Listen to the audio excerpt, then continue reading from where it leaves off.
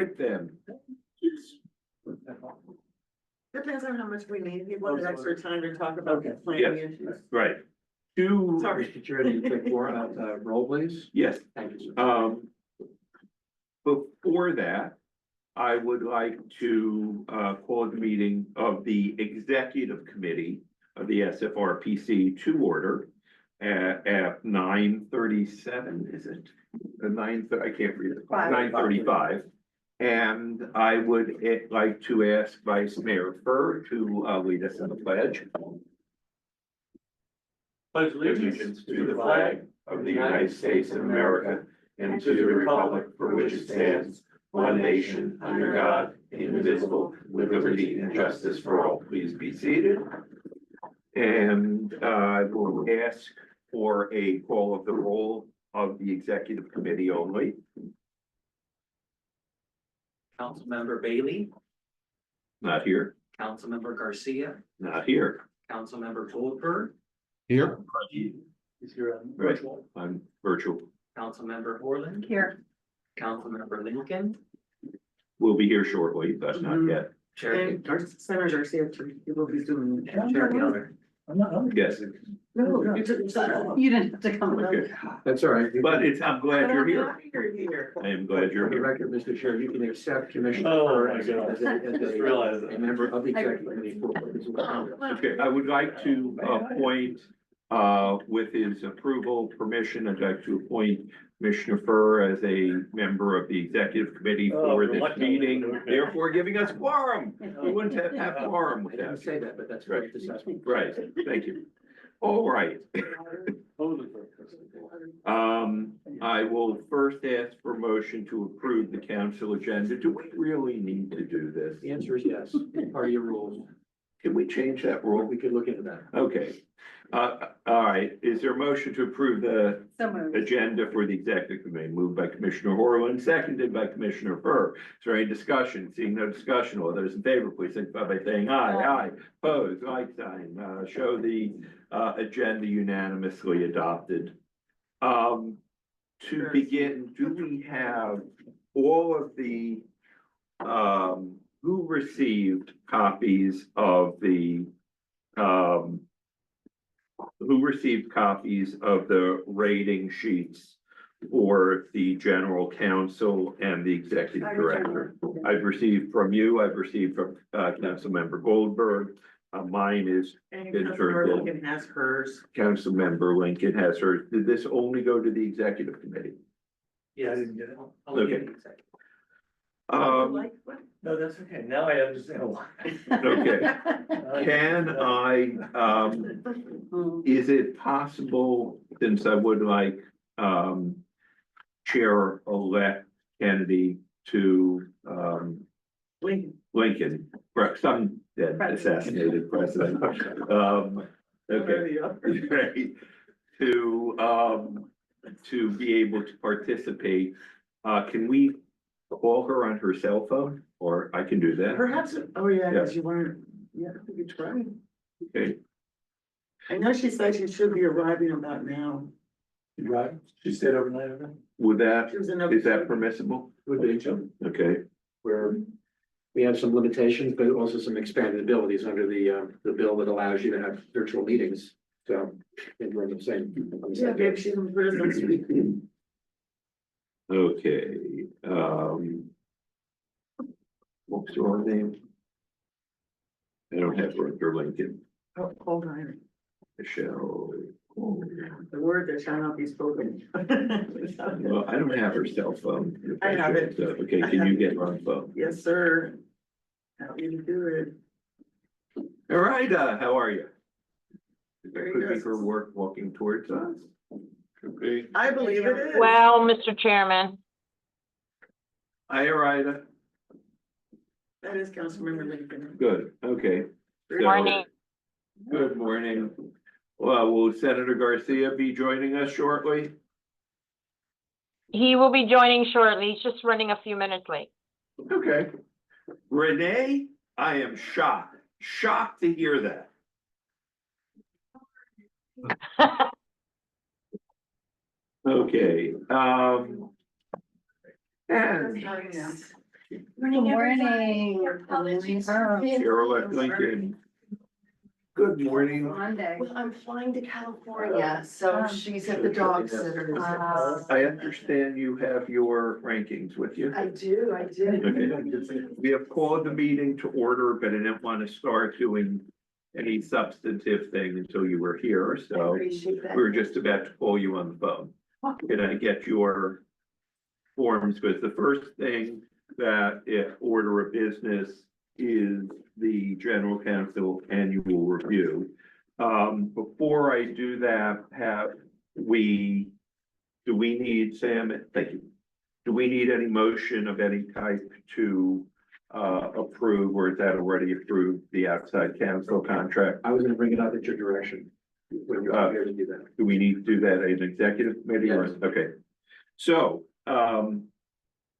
as part of general counsel, we do have a report from our general counsel on one of our favorite matters ever. Sam, can you discuss this? I can, I'm gonna limitedly discuss it. For the record, as you know, the council has been the plaintiff and a defendant in the Dawson foreclosure case. Ms. Dawson, I will speak publicly on what I can discuss. The matter is still pending in court.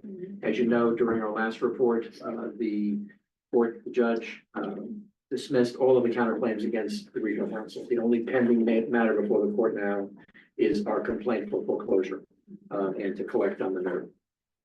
It has been handled by our office for a period of time. Again, I'm not going to get into the personal details of the transactional side of the discussion, but happy to have that discussion with you both privately or otherwise, but not publicly today. One of our senior lawyers, Heather Needleman, who's been assisting with our litigation, left the firm in recent days for other pursuits.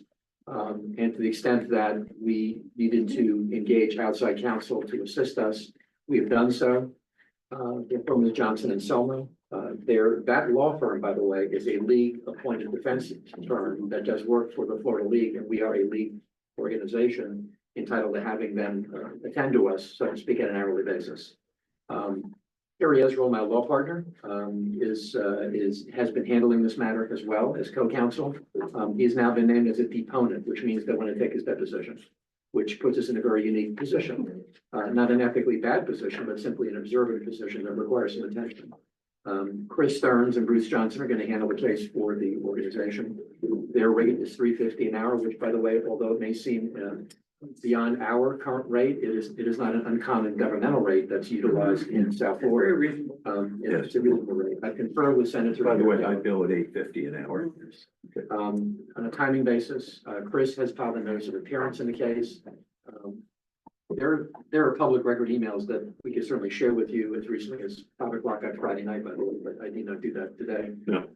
And I'm not worthy to do so as such, but at the end of the day, today's objective is we have a fee engagement relationship with Johnson and Selma. They are engaged and depots are scheduled, particularly with our executive director, with my law partner, probably and others, the prior finance director, directors, plural, et cetera. So today's discussion really relates to simply ratifying the engagement of the law firm. We support that from a legal perspective. The chair does from our conference together along with our executive director.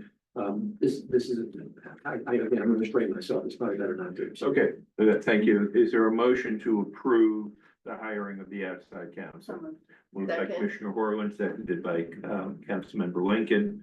Are you commissioner or I am vice a- mayor? or I'm a mayor? commissioner. Okay, those of us like Commissioner Furr, myself and you who rotate the titles, I'm Yes. never quite sure whether I'm talking to a commissioner or vice mayor or mayor. Seconded by Chair-elect Lincoln.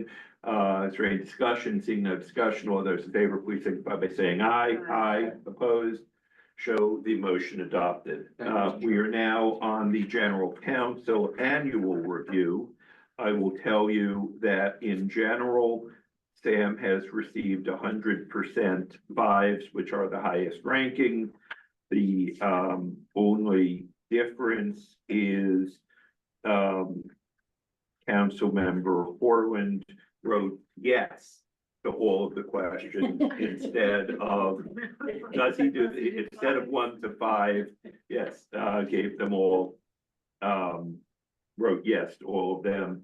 Additionally, in my, right, in my case, does the general counsel represent the council in a professional and ethical manner? I wrote 5+. And then remember, you could write 5 or NA under our staff and council members advised of key changes in governmental and administrative law. I wrote 5 NA because I added council members are advised. I have no knowledge of what he tells staff. Under do invoices identify tasks and expenses, I wrote 5 NA. I believe so, but I don't personally review all invoices. And under does the general counsel maintain confidentiality with all matters? I wrote 5 NA. As far as I know, it's impossible for me to know what he says to everybody. I basically wanted to add some comments so people would know I actually read each question. I thought you did that extra because you're an attorney and you wanted to cover all your bases. That's also true. I will read the comments that people have made about Sam. Mine are, I'm thrilled that Sam Gorin and his firm are a counsel. I'm astonished at how low their fees are. Sam's firm works efficiently, not running up unnecessary fees. Sam is widely respected in the South Florida legal community. We're fortunate to have him as our attorney. Commissioner Horland wrote also nice things. I have the pleasure of working with Sam Gorin on both the SFRPC and the Broward League of Cities. Here is what I can say unequivocally. Sam is a steady guiding presence for whatever organization he is tasked.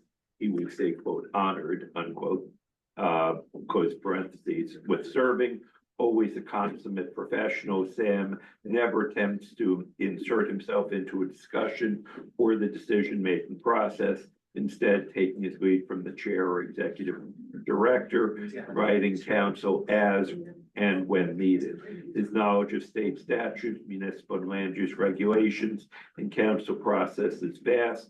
He is pragmatic and measured, inherently kind and trustworthy, and immeasurably respected throughout the county. The work that Sam and his firm does for the SFRPC is always, in my estimation, professional and accurate. This organization is very fortunate to have someone of Sam Gorin's stature representing its interests. I object to this because it is even nicer than what I wrote, and I don't like when that Mr. Chair, if happens. I may, clearly I didn't read the directions properly, but I think that you realize that those yeses were all high fives. Yes, I do. And those are the only comments that I see, but again, having reviewed Commissioner Horland, mine, Councilmember Goldberg, and Commissioner Horland, and Councilmember Lincoln. I did opine a little. on Yes. mine. Let me find Lincoln. Not, and briefly, I gave the abbreviated version. I greatly appreciate Sam's attention to detail, his follow-up, and his excellent communication skills. Considering that he has straight 5s, is there a motion? First, Commissioner Frum. Yeah, I obviously, since I'm not on the committee. Yes, you are. I appointed you. You were not- I would have done something. Having been the recipient of the Sam Gorin Award, I would, at this point, love to give it back to you. Because you do such a fantastic job. If I may, Mr. Chair, I am very grateful to be sitting in this chair. I thought about this a little bit before I got here this morning, but, and I don't mean to overly emphasize time in the saddle, so to speak. I've been your lawyer for 42 years. I'm actually a lawyer longer than some of the staff people that work here. That's said with kindness, as a matter of fact, and in the same respect and honor and privilege that I came into this assignment with 42 years ago, I still bear with me every day. This is an extremely important organization. It is an organization which has merit, it has significance, and it has a place in South Florida and in the state's overall land use and planning activities. I'm delighted to be here. Again, continue to be honored and privileged, and thank you very much for honoring me by giving me another year's time. And Sam is one of the few lawyers I know who's actually practiced law longer than I have. 50 years this year. Yes, I'm only 42, I'm a baby. Is there a motion? So moved. Councilmember Lincoln moves, seconded by Councilmember Horland to renew and approve the contract and renew the contract of Gorin duty as Roth and, That's Or, wrong. or sheriff duty and overall. right, Yes. yeah, something like that. It's close. For an additional year, I have one question first, by the way, your contract, I believe you've indicated is that with the exception of the fees, is the same as last It year, is the correct? same, exactly. So, okay, because I was out of town, I didn't review it in detail, correct. did review last year, so, Yes. is there any debate on the motion? Seeing no debate, all those in favor, please signify by saying aye. Aye. Opposed? Show it adopted unanimously, Thank congratulations. you, Mr. Chairman. We will now move to a review of the executive director. This is shocking in that, she also, I believe, has all fives. Hold on, wait, I haven't seen. Yes. For both birds. And did I do that one correctly? No, that one you did correctly, okay. And yes, We're good. Ms. Cosio Carballo also has straight fives. I will read all comments from first Councilmember Borland, if any. Let's see, Isabel is a pleasure to work with on the council. She works collaboratively and professionally with others in the Tri-County area and beyond, and is always knowledgeable about the issues facing our region. Isabel always projects a welcoming presence, whether it be to a new member of the council or a subject matter expert who is conducting a presentation. How you treat others is often a good indicator of a positive leadership style, and Isabel exudes positivity. Exudes positivity. Have like a little cloud. When you're exuding, never mind. The SFRPC is so fortunate to have her. I repeat my objection about this one. I hate when people write better than I do. Let's see, this is Councilmember Lincoln. Comments, Isabel is an excellent director of the SFRPC. She has attracted and retained a very effective team of professionals. Isabel is well respected in the state, represents the council very well. The joint meetings and special seminar this year were insightful and well attended. Let's see, Councilmember Goldberg, no comments, but straight fives. Thank you, Councilmember. Slacker. And me, Isabel is fantastic representative for the SFRPC. She is well known throughout South Florida and is a wonderful ambassador for us. It will be a great loss to the SFRPC when she ultimately retires from the job. Thank you. Okay, Thank you.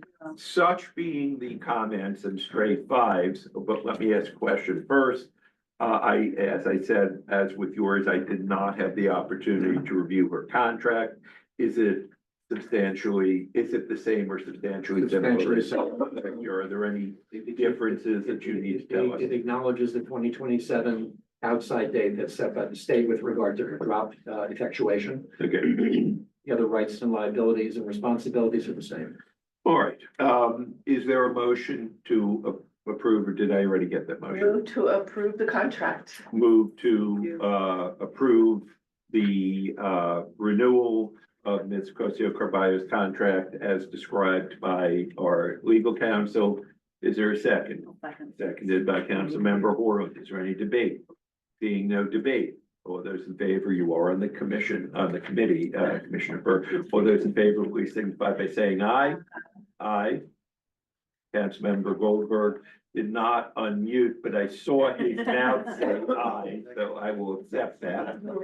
Please show this approved unanimously. So, Yes. Yes, So the one thing that's like the fill in the blank great. is if you want to do a cost of living increase and merit increase. And, you know, we're doing a 3% across the board for council staff. Okay. Cost of living, and that's up to your debate. And are that we could doing be- anything in terms of merit increases for staff? I think what we're doing for staff is 3% on top of the 3 cost of living. Okay, So, but I don't okay, need to get 3%, I want to get paid more, so. okay. Do we need to do this at this meeting, or can we do this at the next meeting? Unless you want to bring a recommendation. Okay, I think it's part of the budget that will be presented. okay, So, yeah, that's, I want to look All at right. the budget, so let's go, I would ask for unanimous consent to fill in the 3% cost of living increase. And then at our next meeting, after we have a chance to look at the budget, we will Right. do a merit increase and we'll decide what that number is after we have a chance to look at the And budget. again, I agree, I do feel very blessed to work here, I'm grateful to Right. work with all of y'all. I am well compensated, so thank you for. We'll discuss what we can afford, because we can never afford to pay you what you're worth. So, is there approval is there a motion to that effect? I asked for unanimous consent. Is there unanimous consent? Yes. Okay, show that done without objection. All right, we are now on the executive committee planning conversation. This was something I asked. We have to do the other approval of contracts. I asked if this be added. And let me briefly discuss why I asked that this be added and what I wanna do. For those of you that have been on the SFRPC for a long time, you will note that there have been changes over the last 4 or 5 years, I'd say. Prior to that, you know, and I know Commissioner Udine would feel this way because we had this discussion years ago at these meetings, that then what year was it that the legislature stripped away most of the powers of the SFRPC?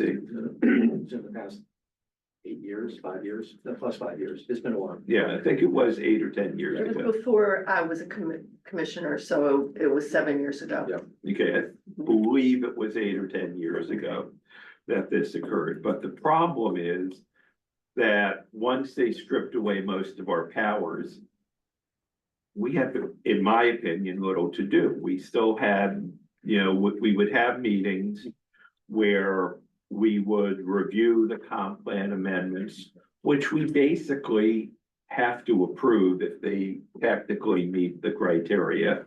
And if they don't, we can recommend, if we have time, which we typically don't, that they be rejected or that we get additional information.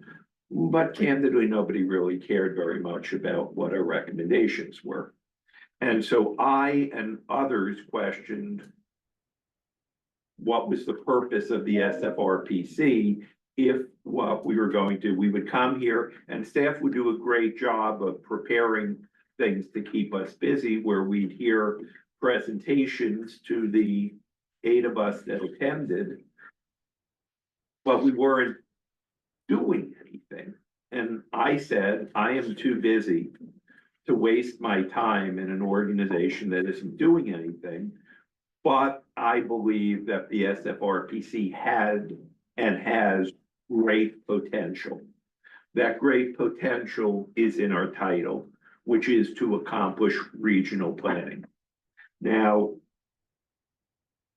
before I was leading a push on this, honestly, we did have joint meetings still with the Treasure Coast RPC, but they were kind of similar to our meetings. They were not accomplishing, they weren't the major policy things that we're doing now.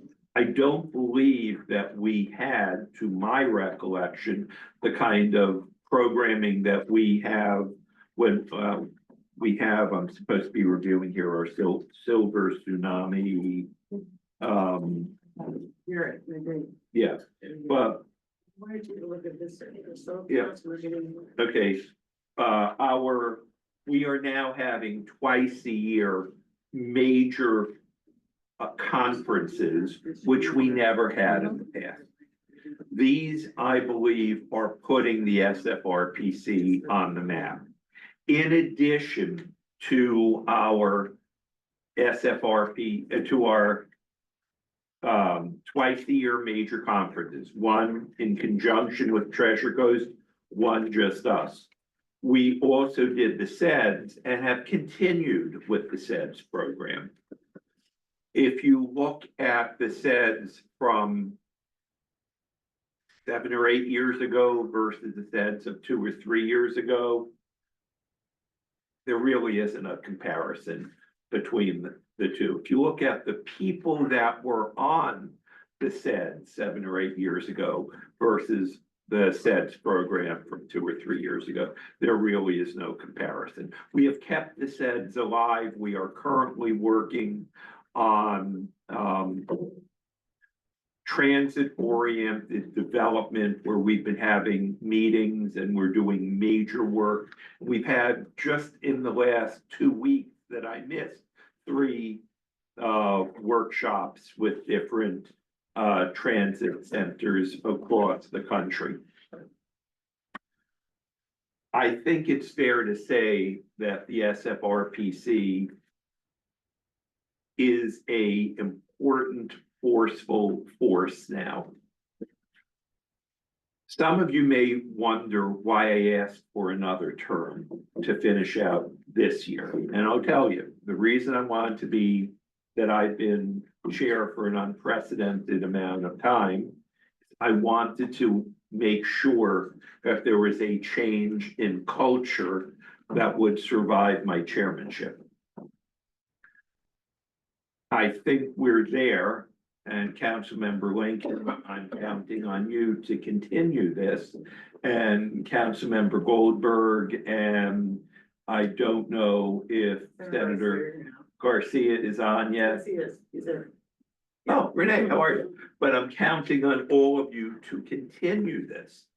Now, one of our problems is we're still short-staffed, but we're as staffed up as we can get with our current budget. We may need to work on doing some fundraising through, I don't know if we have a foundation, we do, but to try and get an additional policy analyst.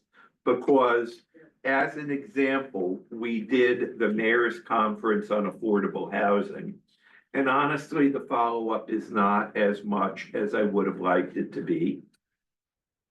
But we have staff limitations. We had a wonderful, wonderful conference that I asked Senator Garcia to chair on housing for people with mental health issues. And for those of you that don't know, Senator Garcia is one of the statewide leaders in this area. This is an area he chaired the health committees in the Florida Senate. This is a matter that is deeply personal to him. And he's an acknowledged leader. And it was a wonderful, wonderful conference that we had. We have not done the follow-up on that. We've done some. We've done We some, have, but now it's. but we haven't done the follow-up Yes. that I would have liked us to do. And Senator Garcia, I'm glad you're on because we need you to be taking the lead on some of this in terms of the follow-up. But the point I'm making here is we've been doing a lot. I don't know. For those of you, you've heard me with my constant discussions on ARCs and houseboats as an investment, that despite anything we can do, we're going to be underwater.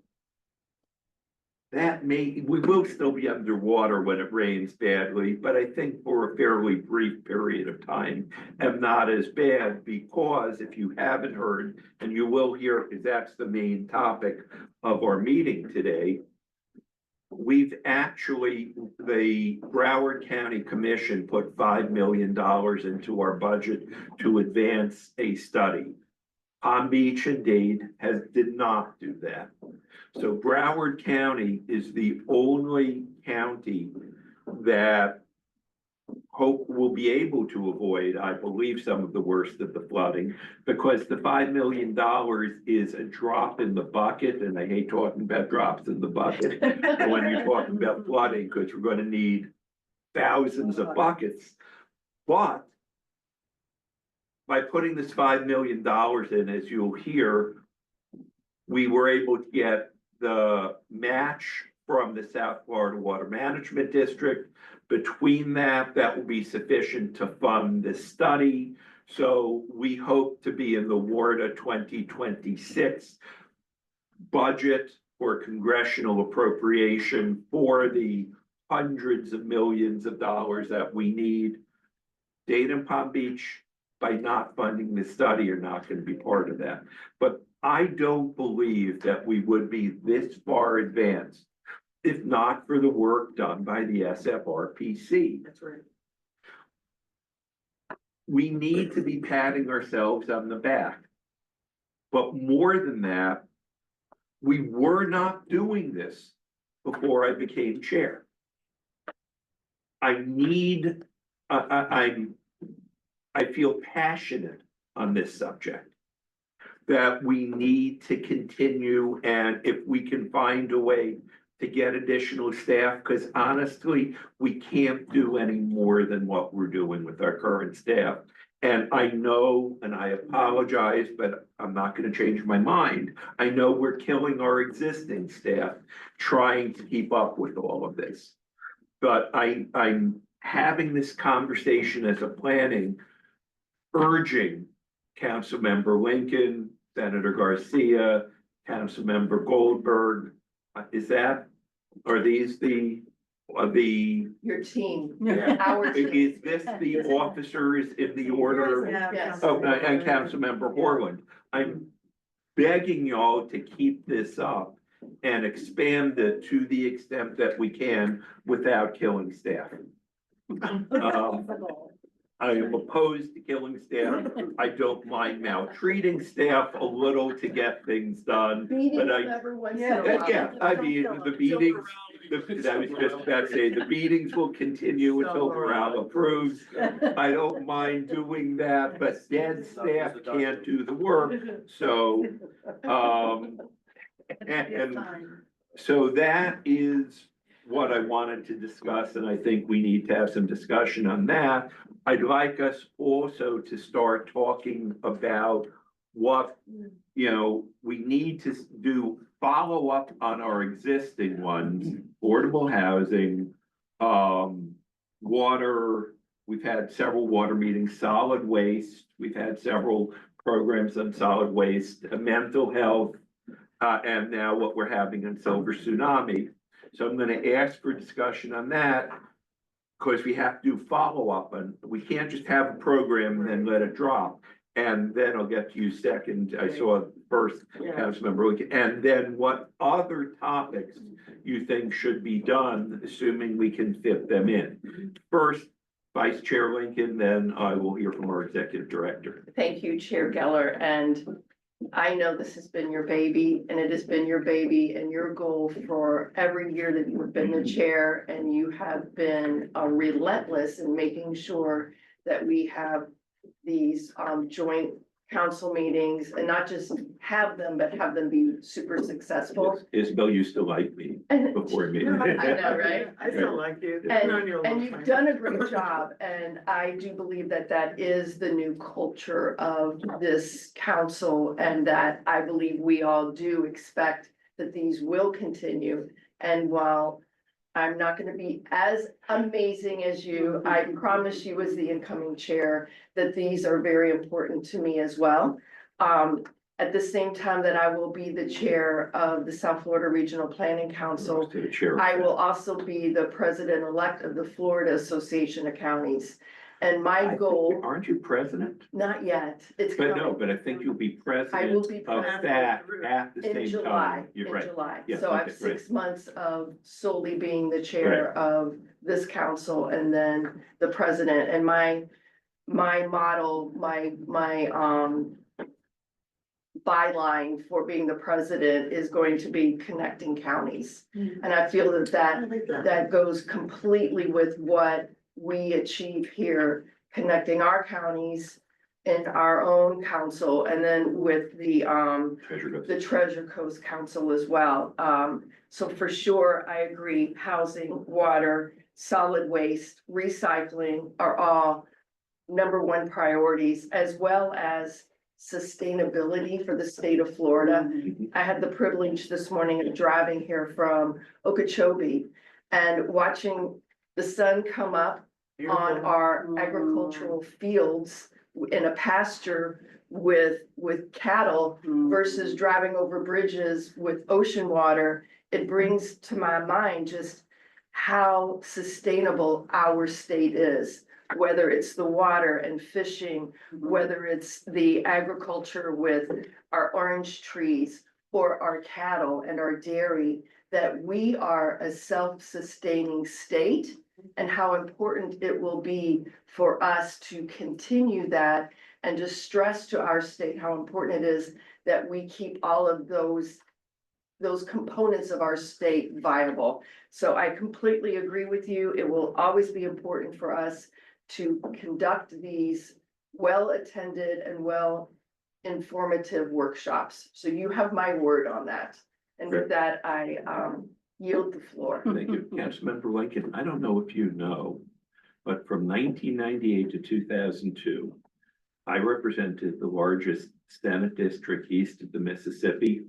I had all of Hendry County. Oh, beautiful. I had most of the landmass of Collier County, none of the people. I mean, except I had Immokalee and Everglades City and Chokoloskee, but you know, I stopped right before Marco, so I didn't have most of them.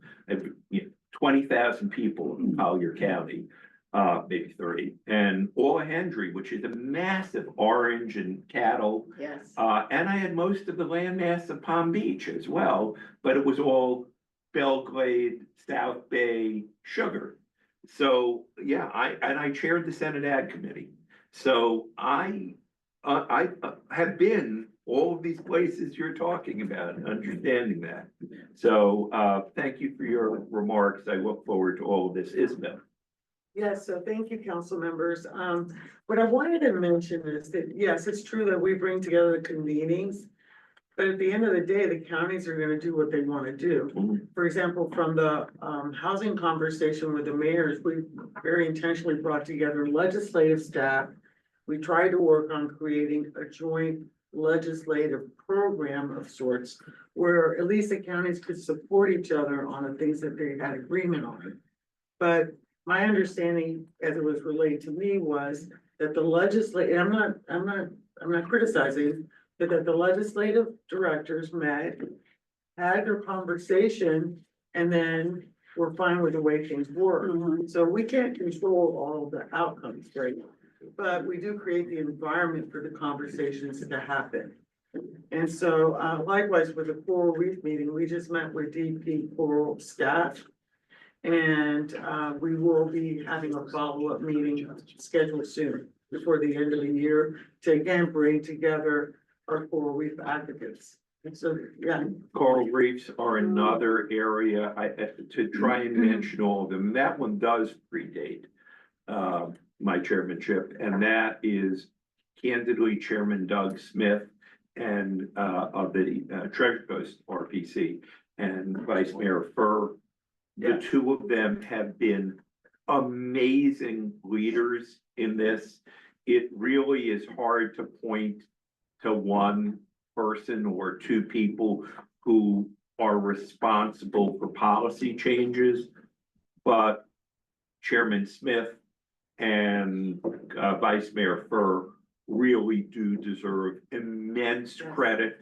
And this is one of those rare cases where you can point to two people and say these people are largely responsible for the change. And so, No, go ahead. unfortunately, I know he is not he reelected. wasn't reelected, and it was one of the main reasons that our council was Treasure Coast were able to work together, because he was that much of a leader, I think. Well, you can continue to be a leader. He can, but I think having somebody who is able to pull a lot of people together, ideas, he had a lot of ideas. He still has a lot of ideas, but he's different, and he also was a leader on the 16 county coalition. Commissioner Furr, this And- means you now have more on your shoulders than the last of the two leaders surviving. But I think, I guess my point is, we need to plant a bridge with Treasure Coast, you know, that kind of person. Well, Monroe was there as well. Yeah, You know, I yeah. think, you know, when we would go to DC, it would be all of our counties together. And I think, with our legislative director, Lisa Tennyson, Mhm. and, our relationship with the lobby teams, I Yeah. think we're Well, still, you guys had all kind of great stuff.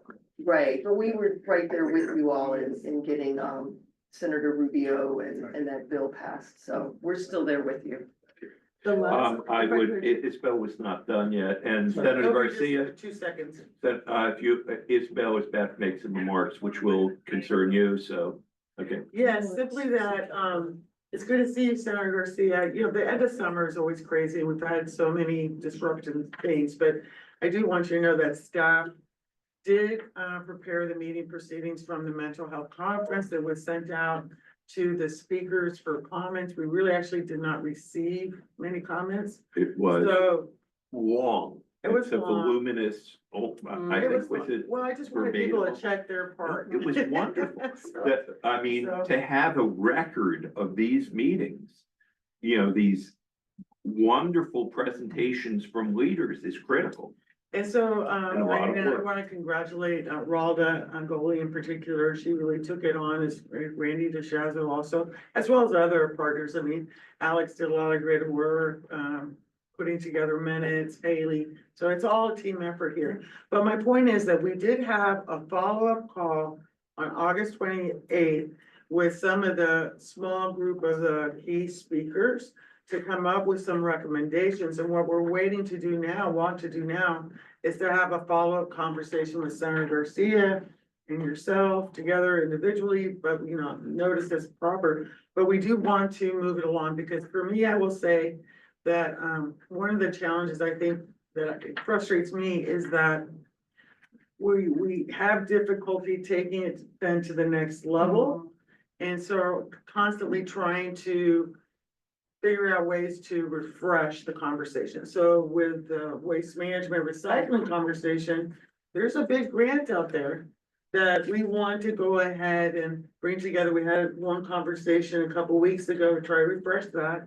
But at the end of the day, people are busy and these folks are running, they work for their counties and they're doing their work. So I don't want you to think it's for lack of, it's not for lack of trying, for understanding that's important. We know those things. But, you know, sometimes you just gotta keep knocking at the door. Hey, got time now? You know, so there we go. So, we will distribute this document on the next steps, Hey, what a That's a- surprise. next steps, SFRPC, Welcome. Craig. mental health conference call meeting, summary, and Senator Then Garcia, we'll set up a call. if you and Isabel can work together to follow up on that. I know this is an issue that's important to you and it's important to us. So if you and Isabel can work together, because one of the things that we may be looking for is some legislation. And at a time that Danny Perez is the speaker, and with, you know, how highly regarded you are in Tallahassee, this may be a time to look for some legislation, and we're starting to run out of time to prepare things on that. Okay? Heard you loud and clear, and I just want to thank everyone for the work that they did on that mental health summit. It was eye-opening, and seeing everyone come together from different sectors was very important. And the reality is, and you guys have heard me say this before, it's not only because it's important to me, but it's important to this community to be able to make sure that we have the right services and housing for individuals that are suffering from this disease. So I thank you so much, and I will continue to work on it. And Isabel, thank you for your work and the team. Your team was amazing getting this done. You're in the welcome. time that we did. So I appreciate everyone on this. Thank you, Senator Garcia. Commissioner Thank Corwin. you, Councilmember. Councilmember So we're gonna keep you on your toes with that. Thank you, Mr. Chair. Very briefly, I just want to follow up on what Isabel was saying. All of these issues are so important, but we know this new state law takes effect tomorrow regarding homelessness, and there seems to be a renewed focus. It has been an issue for quite a while, but there seems to be a renewed focus, especially with the people that we represent. So I want to make sure that we continue to focus on that as well, especially in following up to the correlation between mental health issues and housing. So I think that's really something that I want to stay focused on. And I'm so excited for you with your upcoming chairmanship and presidency. And I love what your goal is in connecting counties, because I think with 411 municipalities throughout the state, people tend to work in silos. And I think being able to appreciate not just the natural resources of the state, the richness, but also the talent. And I think that's what has been, my experience. I'm kind of the newbie on here, but what this council has been able to achieve in bringing people together, but the talented professionals that we have in subject matter experts. And I'm glad to hear that you're going to continue that focus. I'm excited to support you in that. Thank you. Thank you, Mr. Chair. Thank you. And again, one of the questions is, while I'm looking forward to taking up new topics, we also, as I said, need to be concentrating on the ones we've already raised. And I think that Commissioner Horland, your council member Horland, you're completely correct, because my understanding is that a substantial percentage, I'm not going to say whether it's a majority or, how much, but certainly a substantial percentage of the unhoused people on the street do have mental health issues. And so if we can deal with the housing for mental health, people with mental health issues, that would be a substantial contribution to the issue of how we deal with homelessness. And by the way, I don't know what we're going to do, because, with the cities and the county, the legislature, shockingly enough, passed a bill just when another unfunded mandate onto local governments where they haven't actually explained how we're going to do any of this. Some of the things that the homelessness bill does appear to be impossible. I don't know how we can accomplish them. They seem to think that in urban South Florida, we have large tracts of vacant land that are not parks and are not adjacent to residential housing, where we can establish camps for homeless people. But under the law, they have to be temporary, but they also have to provide security, water, bathrooms. So the cost of establishing that infrastructure would be vast, but it can only last for 2 years. If we wanted to create homeless encampments, which I don't know that we do. So there are all sorts of issues involving that. Executive Director, Cosio Carballo. If I might. Yeah. Thank you. Councilmember Wood. Piggyback on what you just said, it's gonna be interesting in Monroe County, we're just such a tiny little county. Yeah. We have one road in and one road out. It's so easy to identify where our homeless are. In the city of Marathon, there is a street, 20th Street, that has turned into a homeless encampment. Where is that? And interestingly enough, the street is owned by the Florida Department of Transportation. FDOT owns it. So the city's saying it is not our responsibility. And we're really now gonna try to pressure the state to say, this is your responsibility. You've created this rule. You've exempted state-owned properties. What are you going to do now? Buenas suerte. Oh, wow. Yeah. Which is good If I luck. may, if I may, Garcia. yeah, and I think that is very similar to the situation that we have with condos. They created this law in Tallahassee now with the assessments, and a lot of our condo unit owners are, especially with a high price of insurance and these assessments, and now with having these reserves, they're putting a lot of pressure on the condo unit owners. Now, I'll tell you the same thing happened now with this homelessness issue. And I'll tell you what's happening in Dade County, and we have this mental health building that was supposed to be for mental health. It was supposed to be for a diversion program that Judge Leifman was working on. But I think that mental health building now is going to turn into what I'm seeing happening based on the conversation in the last county commission meeting. They're going to turn this building into a homeless shelter. And at what cost to the county? at what cost to the taxpayers? I mean, the county's trying to do their part to address this issue that was created in Tallahassee, but then it's gonna cost the taxpayers a whole boatload of money because the state hasn't done anything to help us. You know, it's an unfunded mandate, like the chairman said, so we ought to be very careful, and I think collectively, as this organization, we need to come together and put that same pressure that the condo unit owners are doing to Tallahassee now. Now the governor's going around the state asking for there to be a special session on condo reform. And I hope at some point after this law gets implemented starting tomorrow, they realize the urgency, or they realize the need to put some support behind this law to help us at the local level. So that's just my 2 cents. Senator Garcia, let me briefly discuss that, then I'll call on our executive director. The problem is you will note that Governor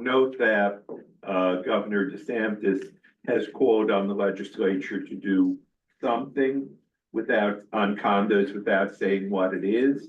And the reason that he has said that, and the reason that the legislature has refused to do it, because nobody knows what can be done. And the issue there is, this is such a complicated problem on condominiums, because some condominiums faithfully paid their reserves, while other condominiums waived their reserves year after year after year. And I represented Hallandale and Hollywood condominiums and going back to 1988. And I would tell the condo unit owners, I'm begging you, don't waive your reserves. We're talking about legislation to prohibit that, and they will vote you out of office, because, the answers I would get were, young man, young man, because I was 29 when I was elected. Young man, That was a long time ago, kidding. long time ago. I'm 79 years old. I don't even buy green bananas. I don't care what's going to happen to the building in 10 years. Let my children or grandchildren worry about it. They'll own it.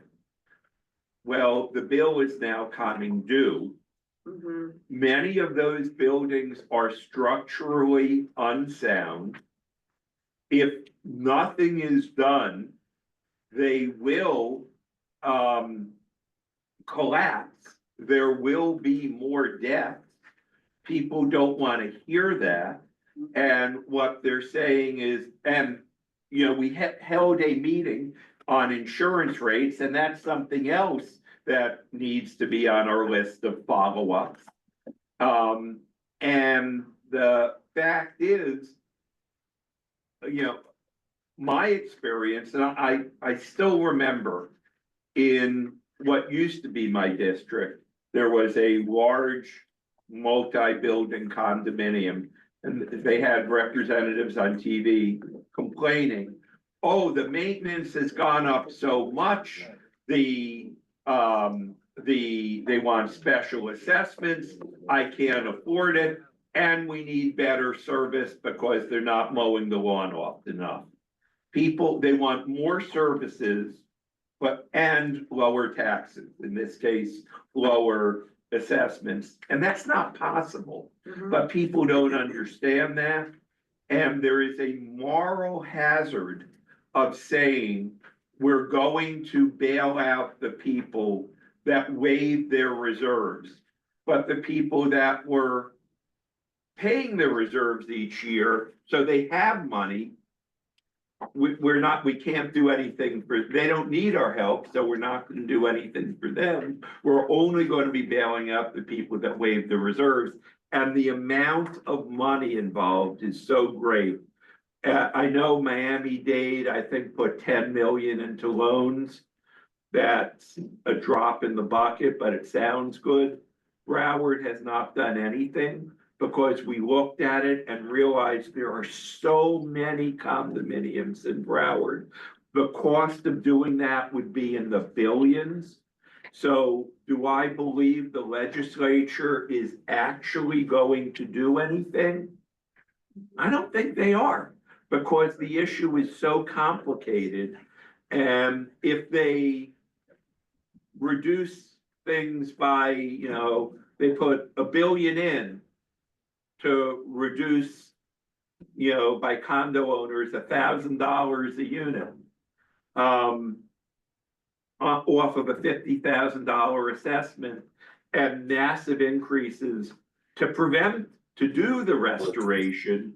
And they're not gonna be able to get insurance if they don't do the inspections. I don't know what the answer is, but it's complicated.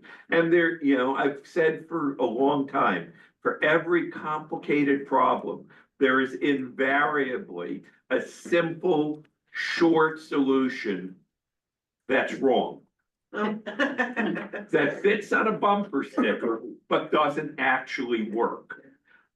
Isabel, and then unless there's any other, that'll be the last, and then we'll be starting a regular meeting, since it's now 10:30. Right, just very Isabel. quickly, since our schedule, as you know, has moved around, we were supposed to have the regional conference in October, but now it's pushed to November 15th. So I think there might be an opportunity, if you're interested, we could make a lighter agenda for October and have a planning workshop. Mhm. Cause in that way, maybe we could spend a couple hours, I could get lunch, bring it in, and just sort of take a couple hours. It's been years. Yep. Since we did that, and that would be the main focus of the October meeting, and we could talk more about it. Yeah, cause I think that the regional conference is set for November 15th. I'm not sure you guys are wanting to come back, guys and gals, will wanna come back on November 18th for a council meeting, but we'll just talk a little bit about the scheduling of things. So what date are you proposing we do this workshop? I'm thinking we could do the workshop, I don't know, Randy, what do you think? We could do the workshop October 21st, I think. Yeah, I was just thinking in terms of council items, like, Because we wanna start getting ready also Yeah, for. we currently have an SFRPC meeting scheduled Yes. on the 21st, So let's just use it for that. right? Instead of, I right, like that idea. Except for Okay. whatever action item, but then we just need to. I would say maybe 10 to 2, and we could bring in lunch.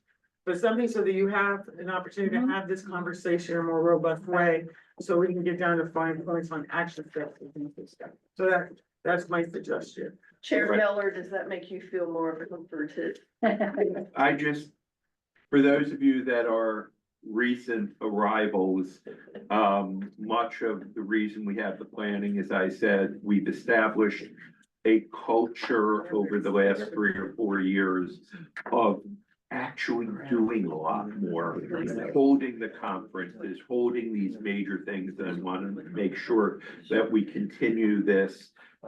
I'd like to expand it, to staff. So we need to try and do as much as we can where we work staff to the edge of death without actually killing them. So consider it. Yes. So is there anything else on the executive committee before we adjourn the executive committee and begin the regular meeting? did you say the 21st?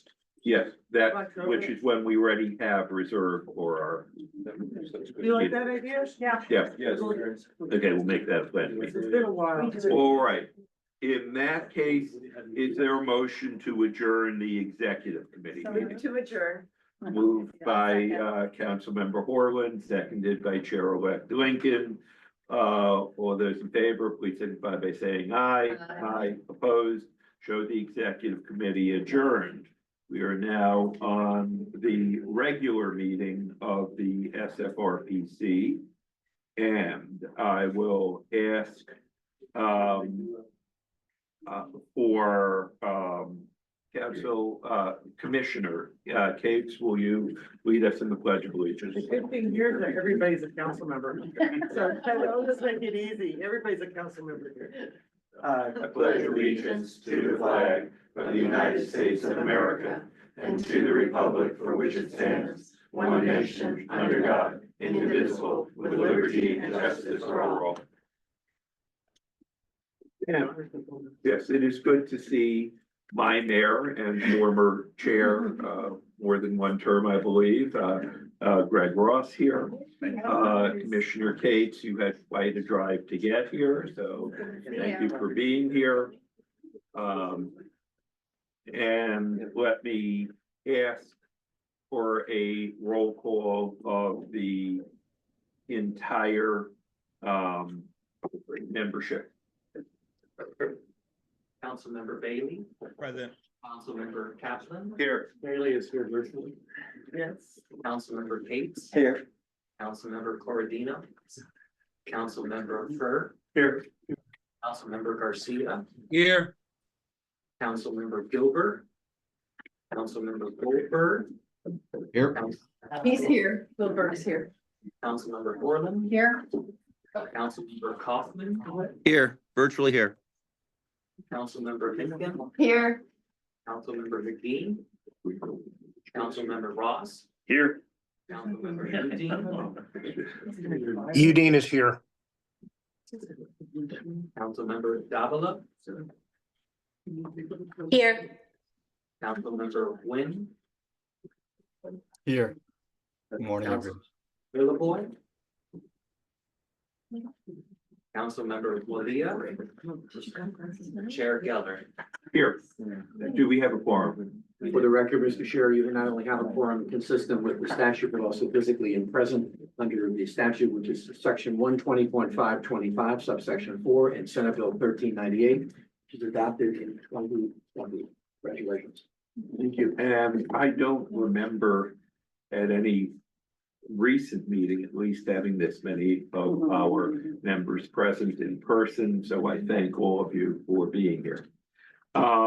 At this point, we have certain presentations that are at a time certain of 11 o'clock. I will ask for a approval of the council agenda, which, by the way, I have asked, that's required under our rules, but I've asked our general counsel to see about changing this because I don't know why we have to approve our agenda. Is there a motion to approve the agenda? Move to approve. Moved by Chair-elect Lincoln, seconded by former Chair Ross. Is there any debate? Seeing no debate, all those in favor, please signify by saying aye. Aye. Opposed, show that adopted. We will now go to our action items. First, the minutes of the prior meeting have been sent to everyone. Are there any additions or corrections to the minutes? Are there any additions or corrections? Seeing no additions or corrections, is there a motion for approval? So moved. Moved by Chair Ross, former Chair Ross, seconded by Council Member Horland.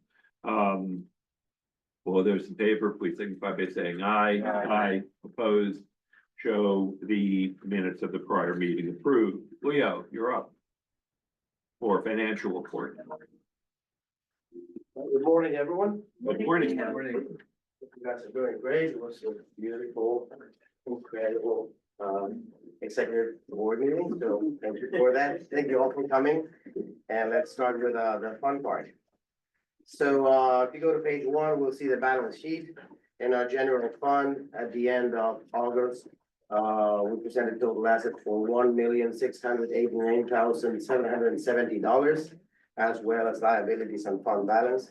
For the federal, state, and local fund, we finished with $62,828 worth of assets, as well as liabilities and fund balance. In the revolving loan funds, we finished with $11,952,080 worth of assets, as well as liabilities on fund balance. And in the Prosperity Institute, we could see $52,567 in the assets, as well as in liabilities and fund balance. So good news. Now we're going to the income statement. In the revenue report, we will see that by the end of August, that's August 31st, 2024, 1 month before the end of the fiscal year, we're at 90% in collections at $3,266,266 worth of revenues.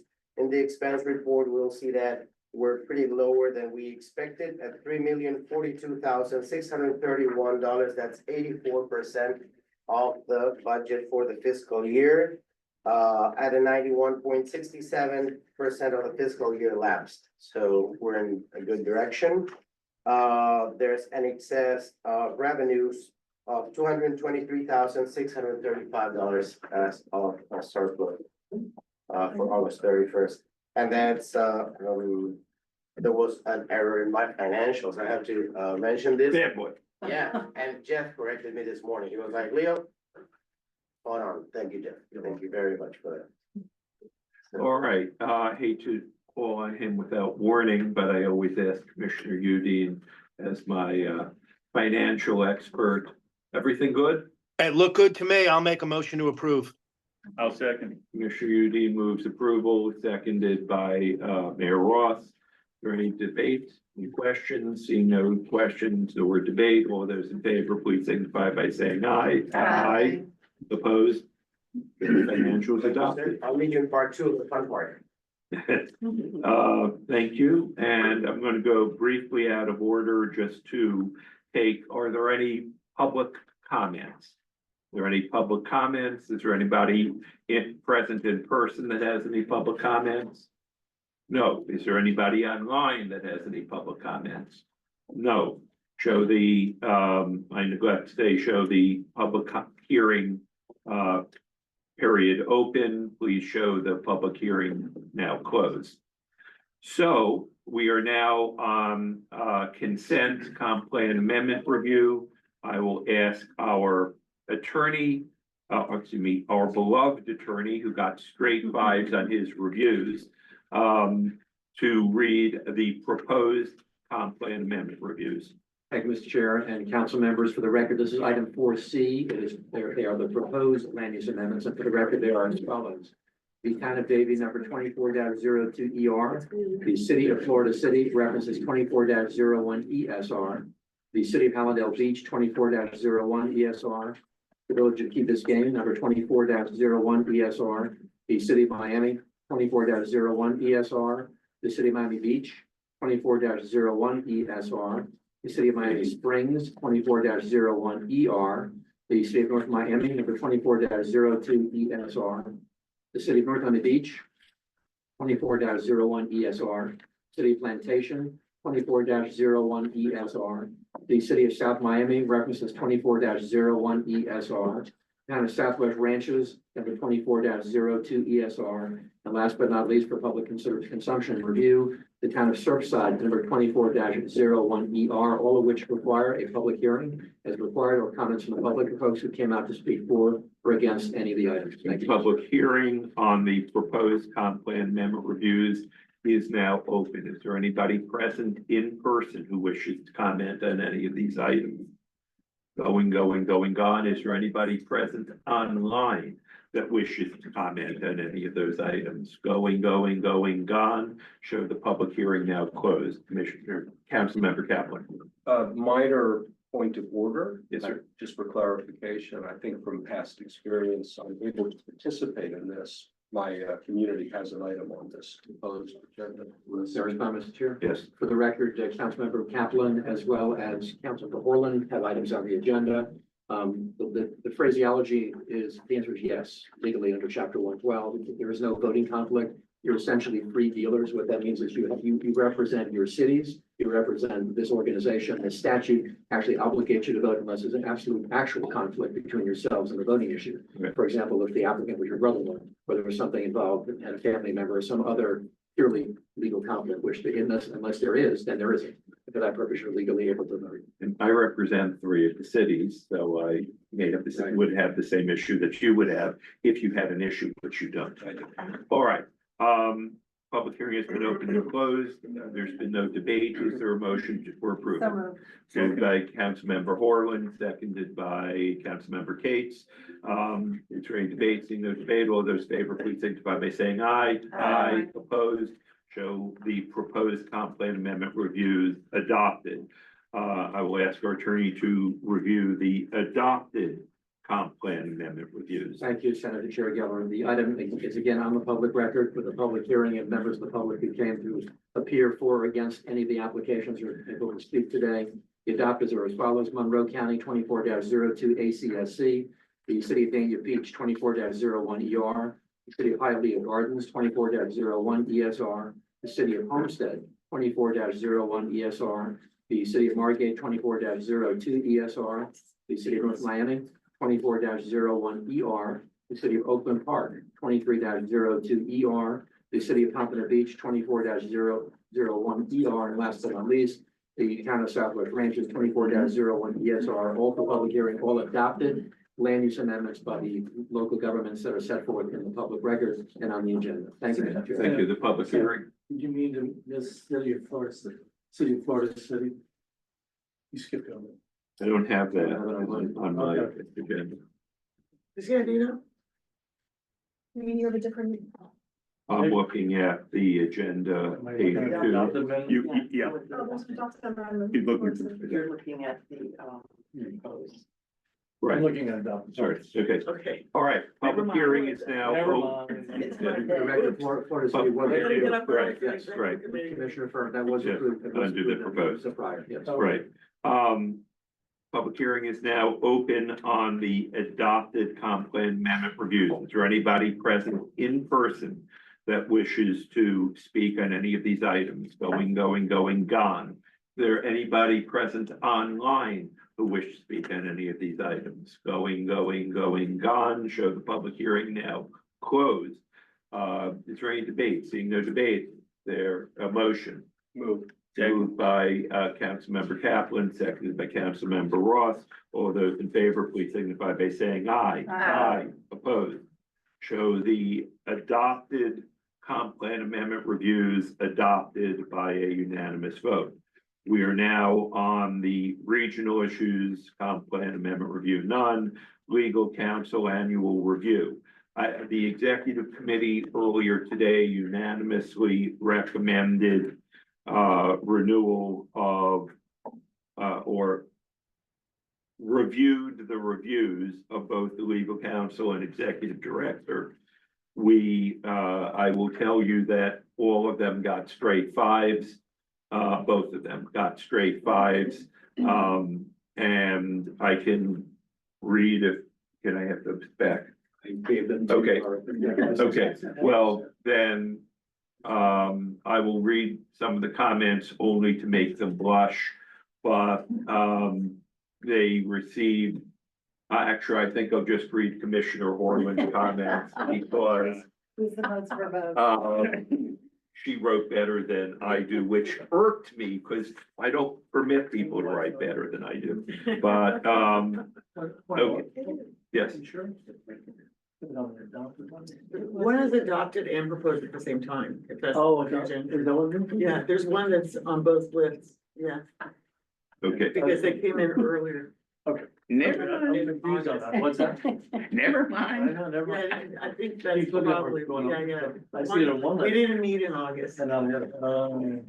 okay, now, Right, Councilmember Horland comments on the general counsel. I have the pleasure of working with Sam Gorin on both the SFRPC and the Broward League of Cities. Here is what I can say unequivocally. Sam is a steady guiding presence for whichever organization he is tasked, parentheses, he will say, quote, honored, close parentheses, with serving. Always a consummate professional, Sam Gorin never attempts to insert himself into a discussion or the decision-making process, instead taking a lead from the chair or executive director, providing counsel as and when needed. God bless you. Thank you. His knowledge of state statute, municipal and land use regulation council process is vast. He is pragmatic and measured, inherently kind and trustworthy, and immeasurably respected throughout the county. The work that Sam and his firm does for the SFRPC is always, in my estimation, professional and accurate. This organization is very fortunate to have someone of Sam's stature representing its interests. And her comments about Isabel it's a pleasure to work with on the council. She works collaboratively and professionally with others in the Tri-County area and beyond, and is always knowledgeable about the issues facing our region. Isabel always projects a welcoming presence, whether it be to a new member of the council or a subject matter expert who is conducting a presentation. How you treat others is often a good indicator of a positive leadership style. and Isabel exudes positivity. We all particularly commented on that. Yes, the SFRPC is so fortunate to have her exclamation point, and the other comments were in the same vein, just not quite as eloquently phrased. So, the executive committee unanimously recommended that we renew the legal counsel with his marginally revised rates. That is the recommendation of the executive committee. Is there a motion to approve? Second. Moved by former Chair Ross, seconded by Commissioner Cates. Is there any debate? Seeing no debate, all those in favor, please signify by saying aye. Aye. Opposed? Show that adopted unanimously. Thank you, Mr. Chair. Thank you, council members, for the support. I don't take this, just as a matter of a sidebar, I don't take this assignment for granted. As I mentioned before some of you arrived, I've been your lawyer for 42 years. Which is a long time, and I don't choose to emphasize the time or the age, but it's an issue of legal maturity as well, and I'm pleased to be able, and pleased and honored and privileged to be able to mature with you, so thank you very much. Thank you. The executive director annual review, as I said, also straight vibes, and I've read Commissioner Berlin's remarks. What we did is say, on part of this, we will come back because I was unaware, I've been out of town the last 2 weeks, that there was a blank on both cost of living and merit for her.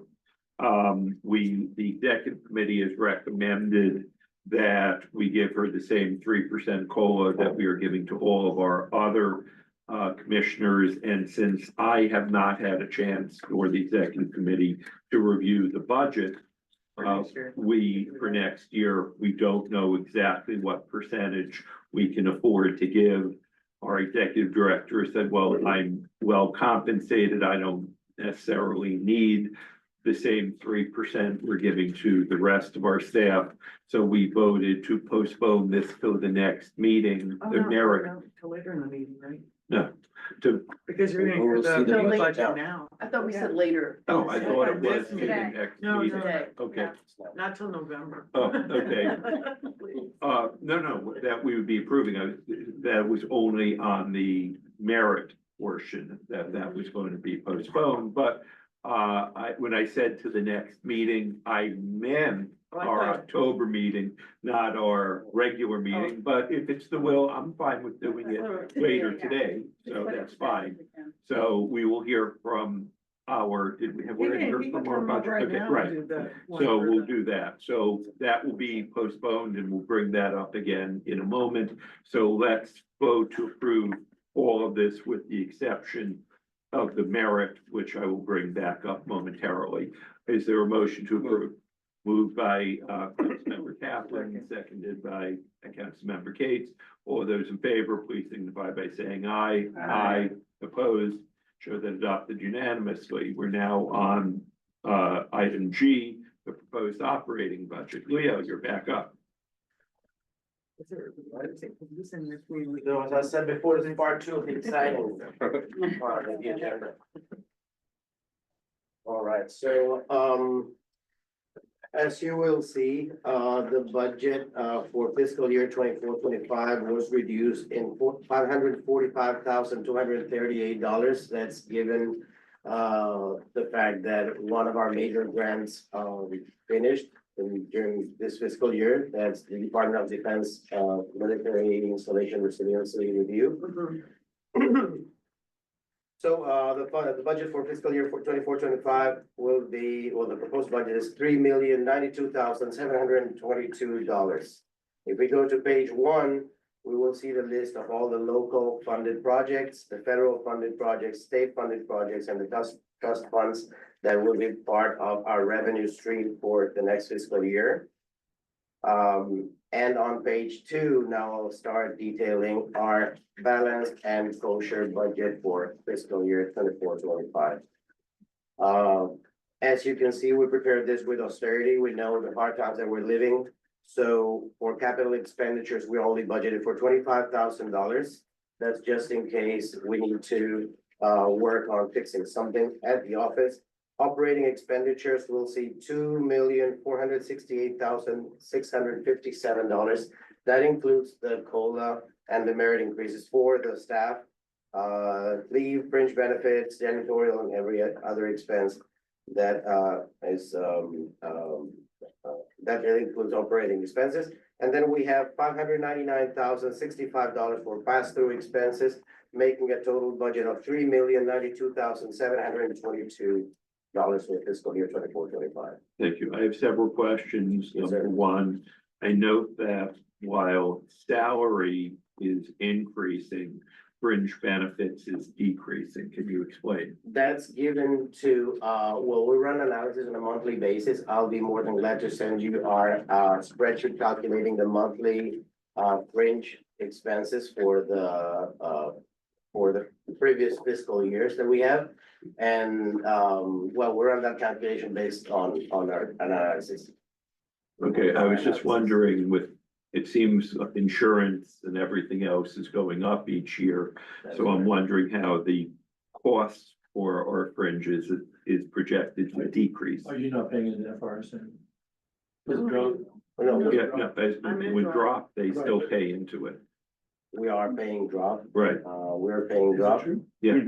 That's what creates that large pool of money that drop members get at the end. If they live that long. Yeah, yeah, Oh, is it So- now? No, it's true. There's a Right. lot of people that.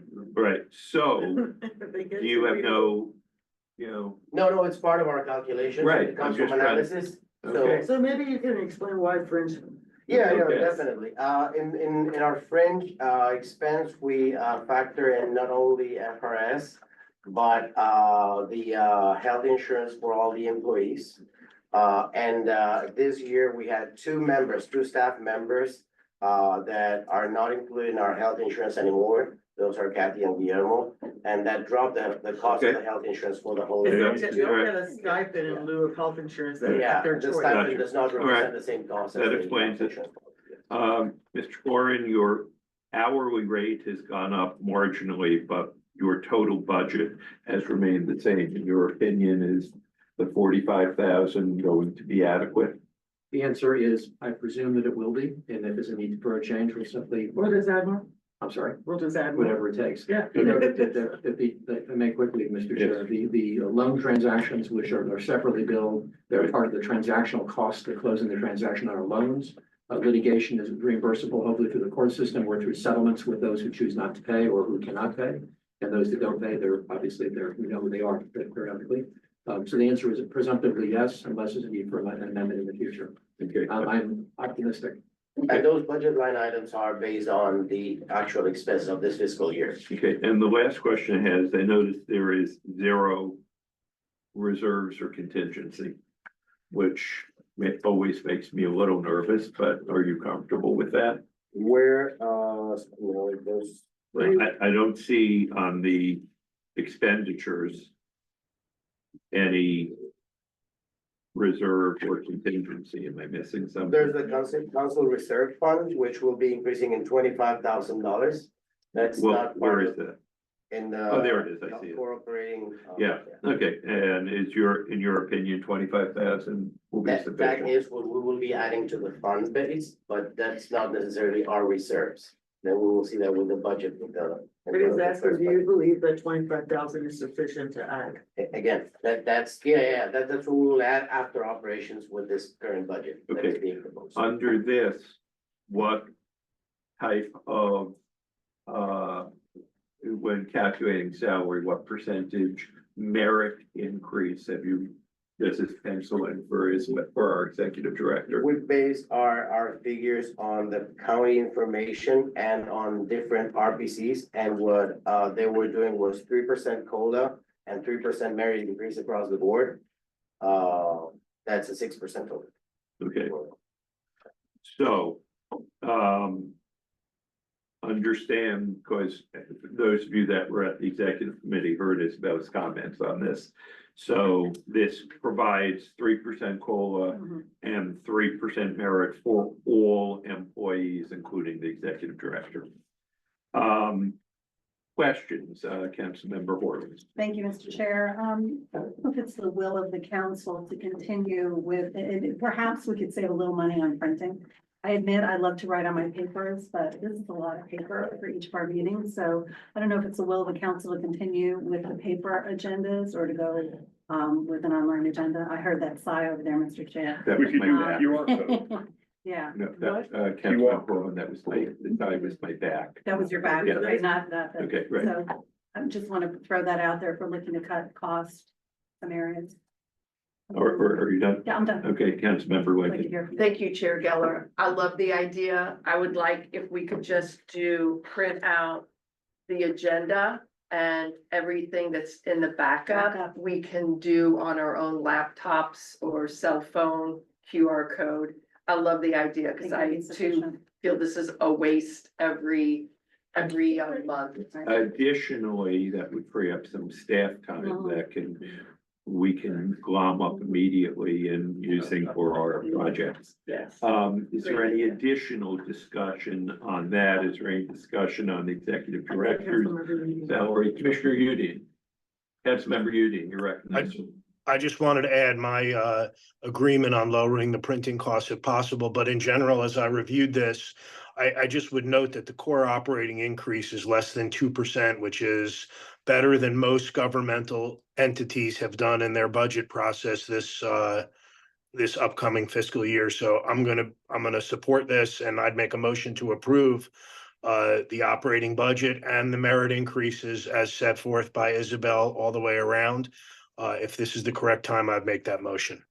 This is the correct time.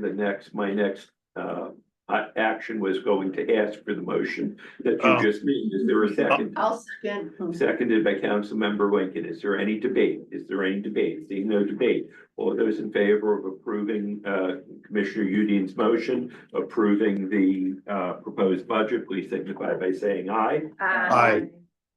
Is there any opposition? Show this adopted unanimously. Congratulations. Thank you. And Thank you, council thank you, members. good job. And there's one item remaining, but we can't get to it right now because we are now at our, well, it's about how long will your personnel policy be? I think that one could be pretty quick. It's easy. So we can look at that. Okay, if we can do this in 2 minutes or less, we'll do it now. Yes, I believe so. And Okay. if something comes up, y'all can let me Okay. know and we'll defer it. Okay, So, thank you, Chair. So the council member, if you look at the personnel policy, we just updated our salary ranges and we used Broward County as the benchmark. It's the one sort of the middle one that we can use. So we did that. We updated some class titles and increased in some cases the ranges. I want you to know that especially when you get into higher numbers and higher ranges, it's because that person is doing more than one job. And maybe I'll put an asterisk in here, higher ranges for more than one job. For example, Leo is finance director, but he also handles IT. Jeff is our senior loan officer, but he's also doing economic development through the Brownfields program. and Randy has 8 titles. He has 3 and every now and then he has 4. So, yeah, so I just want you to understand that we're very prudent about this because we are stewards of taxpayer dollars. So Okay, everybody knows the that. additional changes, because I'm gonna run through this, are under leave and accrual use. It authorized the executive director permit an employee to use vacation leave during the first 6 months of employment if deemed appropriate, does not require it, just gives the It gives me executive the director option. the option. Mhm. It adds no employee by right of employment is entitled to work remotely. The opportunity to work remotely is an optional council benefit that may be granted or withdrawn from an employee at the sole discretion of the executive director to ensure the optimal operation of the council and its staff. The employee's primary work location is understood to be the council's corporate office. This means that we'll never get any 20-year-olds working for us again, but which is fine with me. But I like people with work ethic. I'm sorry, strike that. I don't mean strike that. And finally, it says that when 2 or more of the region's counties have a holiday, council staff may also have that holiday. Juneteenth, June 19th is added to the council's list of approved holidays And finally, updates effective dates to track the council's fiscal year commencing on October 1 and ending on September 30th. Is there any question on any of these? Is there any question? Yeah. So on the holidays, you're looking at 14, literally 14 holidays. If you're including the personal floating day, because I assume most will take that around Christmas. If you only give you Expires Christmas every Day. year. Expires every year, yes. And what happens when Christmas is on the weekend? If it's on a Sunday, then the Monday is that day the holiday is celebrated. If it's on a Friday, then, excuse me, on a Saturday, then it's the Friday. Or. It is one of the perks that we can offer people that is not salaried. The only thing I would consider and suggest is a lot of times you're either looking at Columbus Day or Juneteenth to make that a personal floating day. So that people don't all get off on the same day. They can have a personal day and they can determine what they want. That's all, just an idea. Okay. Is there any additional discussion, including on Mayor Ross's proposal? And if not, is there a motion? Is there a motion? You are moving as drafted by Isabel? Okay, Commissioner Furr moves to adopt the SFRPC personnel policy as written. There is a second. Udine, second. Seconded by Councilmember Kaplan and Commissioner Udine. As written and as amended. What amendment? No, there was no. No, It's being added. What? This is new language. Right, Yes. right, that's what we're. As written and as added. Yes. Thank you. All those in favor, please signify by saying aye. Aye. Is there any opposition? Show this adopted unanimously, and I apologize, it's now 6 minutes after 11. So we will now take up the specially set at 11. Wait, Mr. Maria? Yes, and before we, And then Take Jennifer up. has to leave at 11:30. okay, I would like to comment on Jim Murley. I have known Jim since he was appointed Secretary of the Department of Community Affairs in 1995. So let's see, 2005, 2015, 29 years. And I was in the legislature and serving on the committees I was on the committee that regulated growth management for 18 of the 20 years I was in the legislature, except when I was minority leader. And Jim has been an absolutely tremendous leader for the entire state of Florida. And he has, as his bio, which consists of 32 pages, shows he was Secretary of DCA. He was responsible for led Thousand Friends of Florida, Director of Resource and Planning and Management for DCA, chaired the state emergency management operation during the 1998 four hurricanes, served in various positions at the Florida Atlantic University, including director of this university's Center for Urban Environmental Solution, is a former chair of the SFRPC, which he left in 2015 to become the first chief resilience officer of Miami-Dade County. I could go on and on, other than to say that he has been a wonderful, wonderful leader for the state of Florida, someone I've considered a friend for 29 years. And unfortunately, or fortunately for him, but bad for the state, he is now retiring. And so I will ask for a round of applause for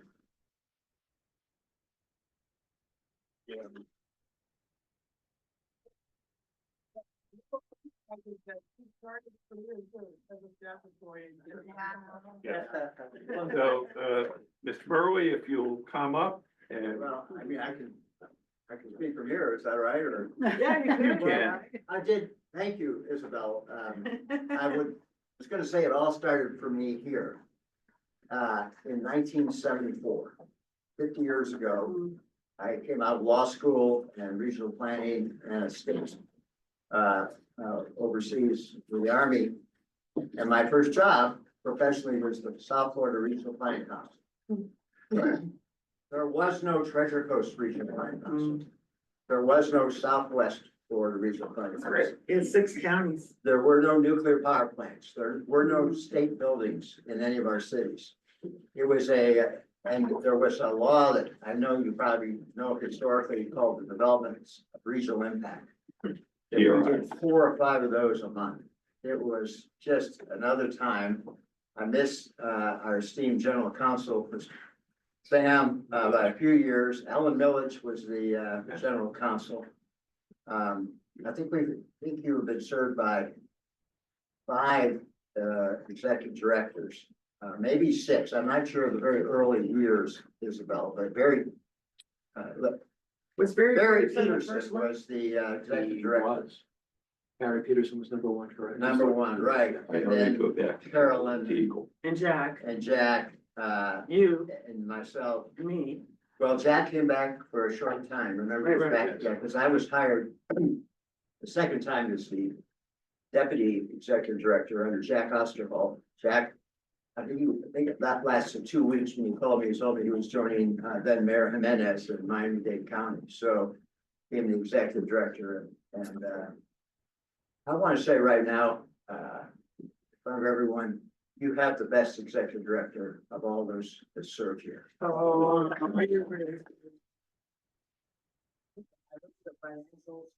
There was one thing that I worried about every day I woke up, the time I was here, was the financials. You know, we never touched the annual allocations of the counties. It was just sacrosanct. Nobody wanted to touch it. And Isabel moved that through the county's elected officials without any controversy. well, I had a lot of support. I know from that, the but board members. I know that. Thank you. It's always the board supporting the executive director, but that was an important statement about the putting the council in a better financial position. I was also say, I talked to my boss, who's, I served for one more day, Mayor Danielle Lee, being covered last night. We were sort of doing an exit interview, and I told her I was coming, and she said she wanted to reinforce how proud she had been to be chair of the South Florida Regional Planning Council prior to her being elected mayor. She was just reelected and has an ambitious 4-year program, which I guarantee you has regionalism high on this list. So you have a person there. I know the 3 county commissioners also. So I think that it bears well in the future, and we need it. We've got some tough regional issues that need the creative approach of the counties working together. But thank you for the opportunity to come back to where it started for me. I would say Keys, Mayor Gates has been a big part of that for me. I drove down to the Keys on the old bridges. They were on top of the old railroad tracks, remember? Yes. And I can't remember all the names, but and then I came back when I was with John DeGrove and Governor Graham, and we did an area critical state concern. It wasn't very popular then. But with the spirit of the elected officials in the Monroe County and the cities there, it's now become part of their DNA. And I think if there's any place that you can look to see the kind of leadership that comes with that responsibility is so key. So I could go on. I feel about the only value I have anymore is being an historian.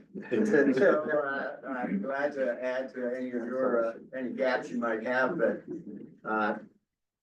you're a very important body to this region, and I hope that you'll continue to grab the new opportunities and to lead as you have in the past. Thank you so much. Jim, are you going to remain living down here?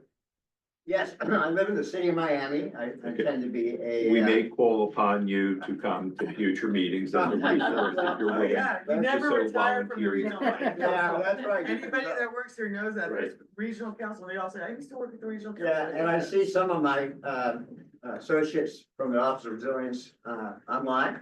In addition, some of my partners at the Water Management District. So, you know, it's regionally in a virtual way, and that's great.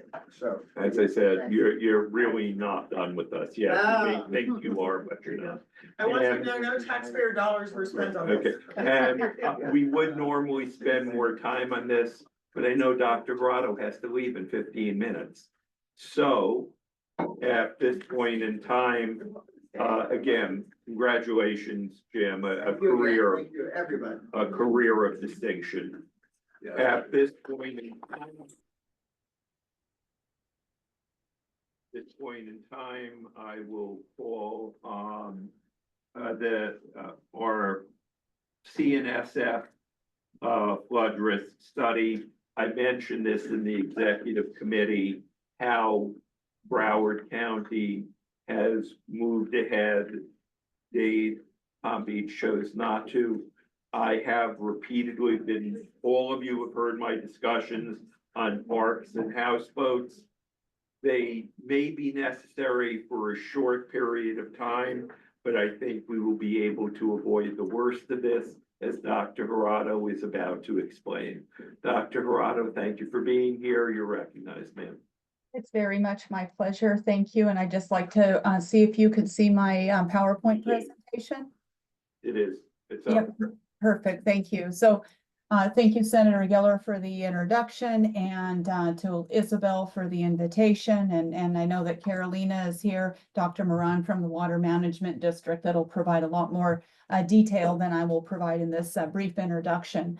But I do want to share, clearly there was an invitation early at the beginning of this year in which we were invited to share some of the frustration and concern that was taking place as we were working to advance through the leadership of the Corps and the Water Management District, the Section 216 study that for which we had all advocated, and this was the flood risk resilience study for the Central and Southern Flood Control Project.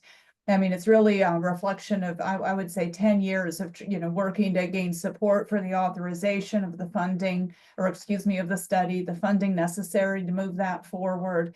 The district and the Corps had entered into the necessary agreements, but we were in a mode in which we could not see the scope of work for the study advanced.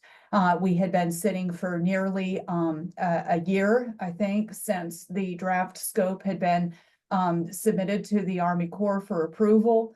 And every time there was a new look at it, there was a de-scoping taking place, meaning that while there were 18, say, structures that were contemplated as part of the study, the requirements for what needed to be explored in any one of the engineering analyses, these were growing and growing, and the budget wasn't being satisfied with regards to meeting the existing scope of the budget. And as a result, we were looking at the Corps potentially limiting the study not to 18 structures, not 7, not 6, 5, 4, but at one point we were talking about 2 structures, and everyone looked at that and just knew that we were not going to achieve with this study what was needed for the region. And furthermore, there was growing concern about even being able to meet the timeline that was the goal, which was the Water Resources Development Act of 2026, in order to move forward any recommendations, which were bound to be quite limited at that time. So there was a lot of concern that was being expressed. We started having conversations with the Water Management District about, what's the overall cost difference that we're looking at? Should we find a way to accelerate the study outside of the core process? That the district was acknowledging that they were able to do the work at a fraction of the budget that would otherwise require the Corps. And we started talking about numbers. So this was a conversation where the district, the counties, the regional planning council then invited the presentation. And it was this discussion about what would the cost share requirements be or funding needs in order to complete the study as originally proposed. And two, kind of as a side conversation, how could we get that done? Because that's another question. It's one thing to be able to complete the study, but then does the Corps have a mechanism for even receiving the study results? So that's where we were. In the course of all of this, several of our Broward County commissioners, including Senator Geller, who also serves as chair of the Water Advisory Board, and Commissioner Furr, and subsequently, and we had several other commissioners who were all starting to express through our initiation of our budget process some priority for trying to bring resources to this study. Staff was having conversations with the Water Management District about this potential partnership and what it could look like. The budget process, the Water Management District conversation and their dialogue with the Corps was all happening simultaneously. Fortunately, because we had so many commissioners that were expressing this as a priority, we found success in having initially it was our county recommended budget with $5 million that was included. And our board voted just this last month through second hearing to adopt that budget. So we have $5 million in capital funding provided for aiding of the CNSF resilience study. And of course, our acknowledgement was that these dollars would then be directed to the Water Management District in order to support their effort as they would serve as the technical lead in taking on this study. All with the commitment from the Water Management District, which was that this is so crucial and it needs to be aligning with this WRDA 2026 timeframe. And as Senator Geller would well acknowledge, time is so short, we can't be playing with that timeline at all. So I expect that these are some items that Carolina, Dr. Moran will be interested in sharing, but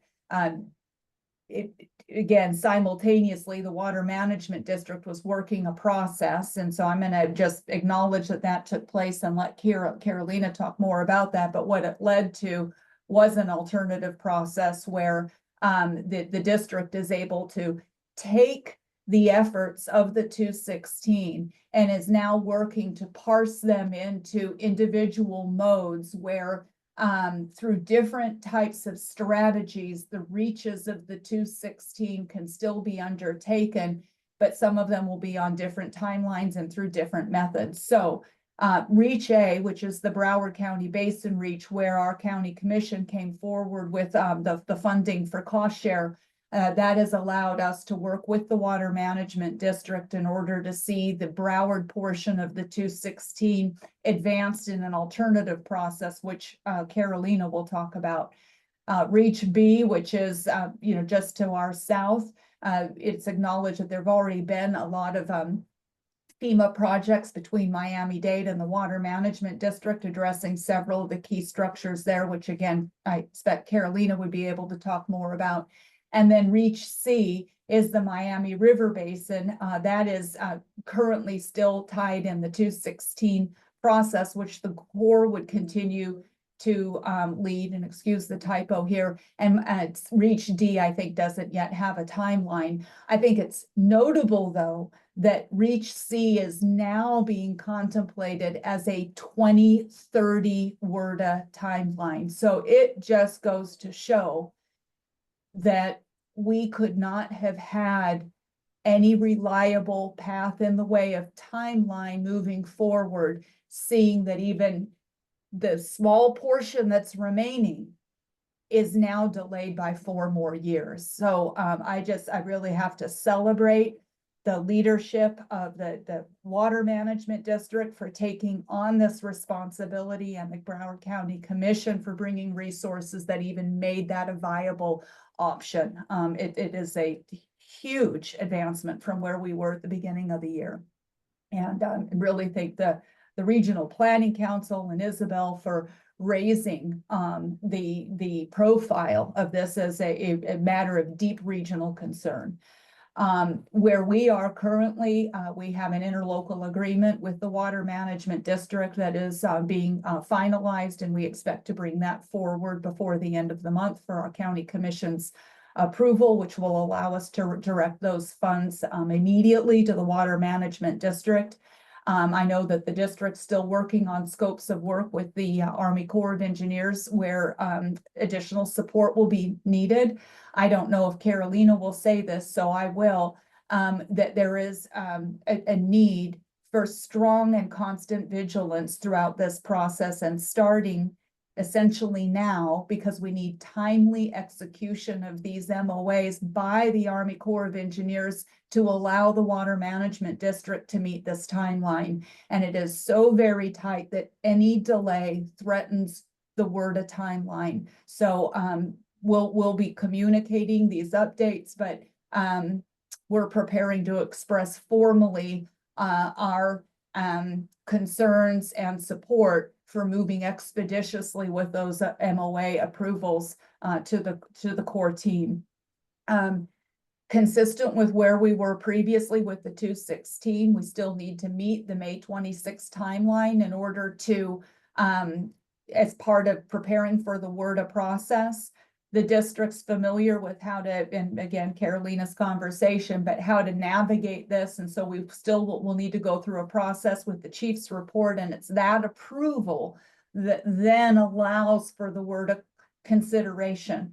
So we need these MOAs, we need the technical support coming from the Corps in the process and some of the federal responsibilities. We need we need the approval of the chief's report, and all of that needs to be submitted for this congressional authorization. So we have lots of milestones that we need to continue to track and push. And then I would just clearly strong advocacy will be needed for 2026. I'll note that Drew Bartlett, the executive director for the district, was commenting that on their last 203 process, they got the chief's report signed very, very quickly. Well, that's great, and it was able to move quickly for appropriations. But if we see appropriations at the same level that we saw for the study, you know, at $500,000 a year, that's not going to build our projects. And so we also need to make sure that while we're getting the appropriations, they're aligned with the scale of what's needed. And so we really need to work to prepare for that.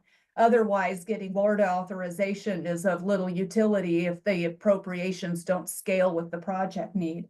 And then finally, we do know that work will come through the 203 process that, you know, priorities that can't be taken up here because we have a narrow scope, and it will remain important that that comprehensive study that will be more of a comprehensive study looking at different, you know, canal banks and possible cross sections and alternative structures. All those things will remain a priority, just not as part of the 203 process, because we have to get the structures, the existing structures addressed first. So with that, I'll go ahead and transition to Carolina, and I'll stop sharing my screen. Thank you.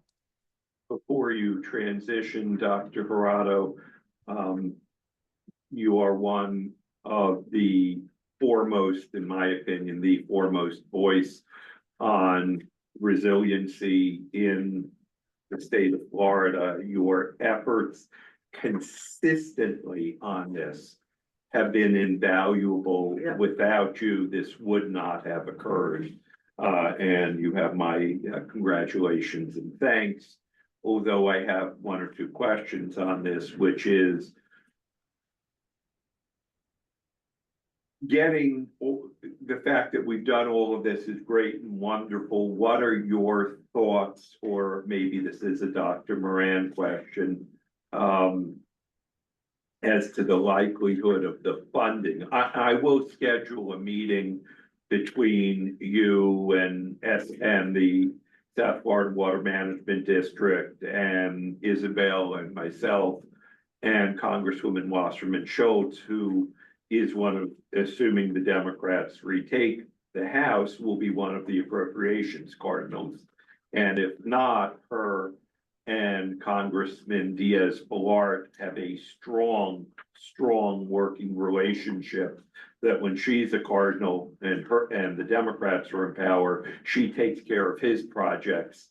And when the Republicans are in power and he's a cardinal, he takes care of her project. So, And I worked with him for 6 years. yeah, so that works very well. But what is, in your opinion, the likelihood that we actually get funded? I know it depends on all of these steps, getting, the 203 done, getting it approved, getting the appropriations for us, getting the overall appropriations at a high enough number.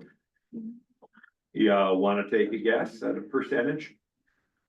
Yeah, I only began really thinking about this on Thursday of this last week when I heard Drew talk about their experience in the last 203, and I thought, well, great, you make it to the process, but what they did on this last one was Everglades related, and there's a history of strong funding for Everglades. So I really think that this is a question for the Water Management District, because yeah, it makes me a little nervous given our experience to date. Dr. Hirado, I know you need to leave at 11:30. It's 11:30 now. I'm going to see if I can keep you for 1 or 2 more minutes. Are there any questions of Dr. Hirado? Are there any questions of Dr. Hirado? If not, I don't need you for an additional 2 minutes. And I know you do have an 11:30. So thank you for being here today. Thank you so much. I appreciate it. And thank you for your support and just real drive on this. I think we all recognize that that's largely the influence in having carried it through the Water Advisory Board and given this conversation legs over the last years has really been what has carried us to the advancements today. So thank you very much, Senator Geller. Thank you, Dr. Our hero. Hirado. Dr. Moran, who used to work for Broward County before she was poached for a higher position by the South Florida Water Management District. Dr. Moran, do you have a presentation? You're on mute. You're on mute. You're still on mute. Okay, I think I have the presentation up, and can you hear me? We can hear you now. Perfect. Okay, so thank you for the opportunity to come back here. I know Dr. Hirado introduced a lot of the points that are very important to be shared with you all today. I am going to reinforce a few of those and provide some further details, and happy to answer some of the questions, including the pending question about how we can ensure funding are secure through really once we step into the real implementation of those projects. So appropriations will certainly be important, and we need to work as a partner here, continue to work as a partner. So yes, I will start with this slide that was also part of Dr. Hirado's presentation. And really to recognize that we are here sharing those updates with you based on the conversation that happened early this year, facilitated really by the Planning Council, and to be able to show progress, significant progress that is allowing us to talk about WARDA 2026 was really based on the discussions that we were able to have in this forum. And I have to really say thank you for everybody, Senator Geller, Isabel, for really facilitating this important and timely discussion, and all, of course, Planning Council members. So yes, as briefed by Dr. Hirado, we are doing what we are calling a spin-off from the 216 original scope, and that allows us to run parallel efforts for each of the 4 regions that were the regional study was divided.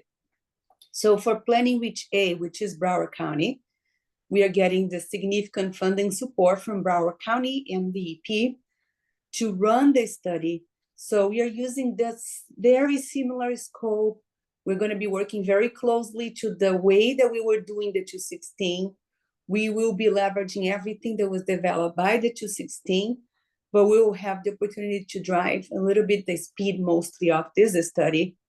And we have a consultant on board working with the Water Management District staff to really check all the boxes from a federal study, federal appropriation study, and really target the water 2026. So we are at full speed mode already. We have a contract in place, as I said, with our main consultant. We have some additional supporting consultants that are doing significant work for us as well. The models, we are setting up, getting all those models ready to be able to run alternatives. We really could not be on a better place in terms of advancing this 203 study in Broward County. So thank you for all of you that are here, Broward County Planning Council, for facilitating us to be getting there.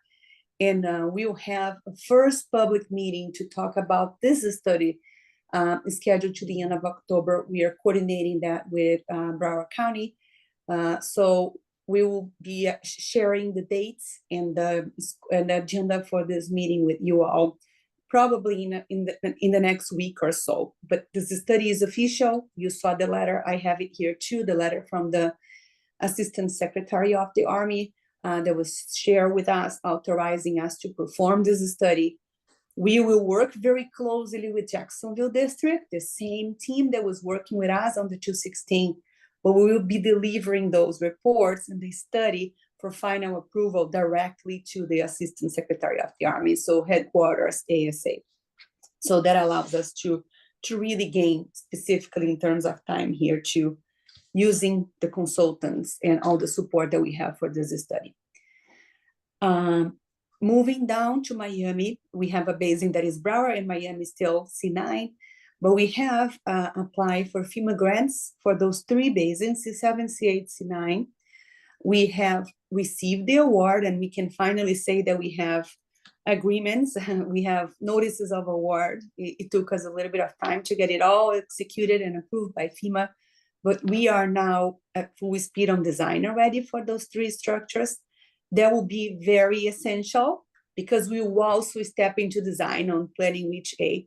If you remember the discussion back in early this year, January, February, the issue was that there is a new requirement on the Army Corps in terms of advancing those engineering studies, 30% design, to be able to get funds appropriation and really achieve authorization. So we are doing designs for those three structures, and we will be doing design. We are beginning already to do geotechnical and some additional introduction steps into the full engineering design scope for all structures in Broward County. So anyway, we are really kind of beginning those very initial processes, but formally here, C7, C8, C9, we have the consulting teams doing the design, and we'll leverage the work that we are doing here to the Reach A basins. So very excited to be walking those steps here. Really, we have a tight schedule there too under the FEMA grant, and we are working with several partners here. Miami-Dade County is contributing with cost share as well for the match required by FEMA to some of the components. We are also partnering with South Broward Drainage District. We are partnering with City of North Miami, Village of Biscayne Shores, Miami-Dade Schools. It's a series of partners that we are here collaborating with to be able to implement those projects at Reach B. Reach C, as Jennifer pointed, we are continuing on the path, the scope of the original 216. So we would advance design for 4 structures. The scope is delayed. We don't have funding secure on fiscal year 25 for this study. So there will be a gap, and possibly the target is Water 2030 as presented by Dr. Jurado as well. We're still keeping the Water 28 here, just pending any future coordination with the Corps in case some additional funds come to the SAJ. But the reality phase that we are right now dealing is much more targeting Water 2030.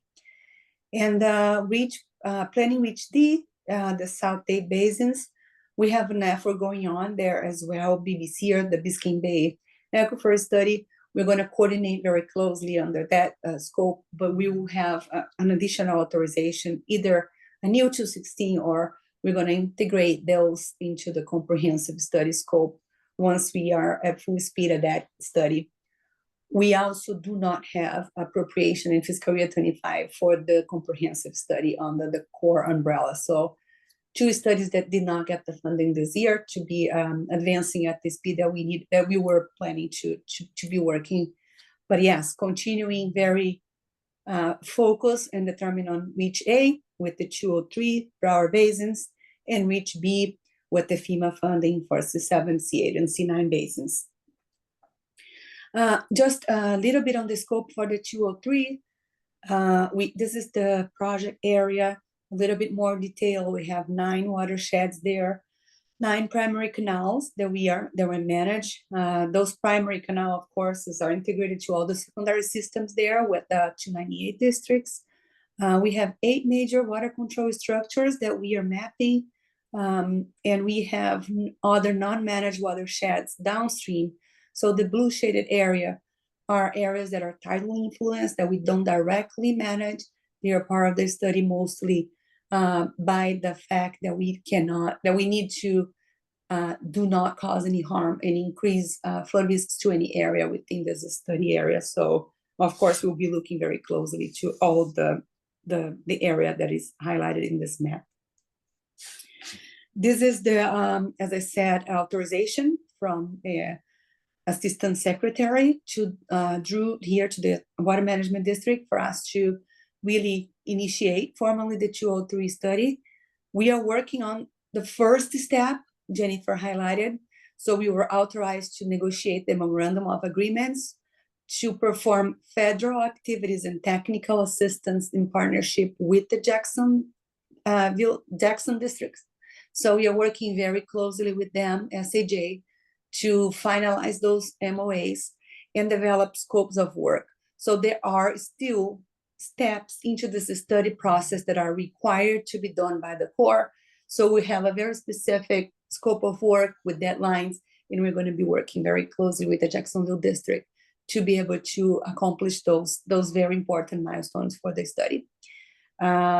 We are working with the interlocal agreement with Broward County, as Jennifer mentioned. We also have one with DEP for funding that we also have support from DEP to this study. And as I mentioned, we have several consulting contracts supporting this effort. JTAC is the lead. They're going to be the one developing the feasibility study and the environmental impact statement and reports, also initial design. So all the engineering studies requirements are going to be under them. We have Hazen and Sawyer and Taylor working on the age and age modeling efforts. They were already supporting the 216 study, and we are going to continue with the same team here supporting the Broward basins. There was a parallel meeting that I had to defer to a person on my team for some support for the economic analysis. We are going to be going on the similar path that we had on the 216 in terms of looking at comprehensive benefits. So all the 4 accounts from the Army Corps, and we have a consultant also helping us there. And we are required to do several independent reviews. So we have some additional consultants that will be doing those independent reviews throughout all the required steps for the study. This is a more detailed schedule. Jennifer summarized some of that in her final slide too. But our main goal here is really April 2026, have a final feasibility study and EIS here, including all those engineering, cost certification, all the engineering studies fully completed, targeting water 2026. So we will continue to advance this schedule, very expeditious schedule. We don't have the luxury of delaying any of the milestones here in order to be successfully targeting water 2026. And we really would like to get the support from you all throughout the study to ensure that we can complete all those important milestones that we have for this study here. Just mentioning some of those additional funding that we have. As you know, the district has been working with ad valorem funds. We are doing continuation on this fiscal year again. We have additional funding that is coming from some of the Army Corps planning studies. We got money last year, 150 million. It was also part of the discussions we had earlier this year with you all. General revenue to support a lot of this critical flood infrastructure that we manage since the 7 years old system that we have, CNSF. So we're getting extensive support from the state. I mentioned federal FEMA funding here, building resilient infrastructure in communities. Those 3 grants, I think, is one of the largest ones in nation, 3 combined to one organization, Miami-Dade County and the district. So very significant step also there. And again, the state resiliency program, Resilient Florida program, working very closely with the Department of Environmental Protection on some additional funding. With that, I'll pause here, see if we have any questions. And again, thank you for the opportunity. Okay, first question is, can you please send us a copy of your presentation? Of course. Okay.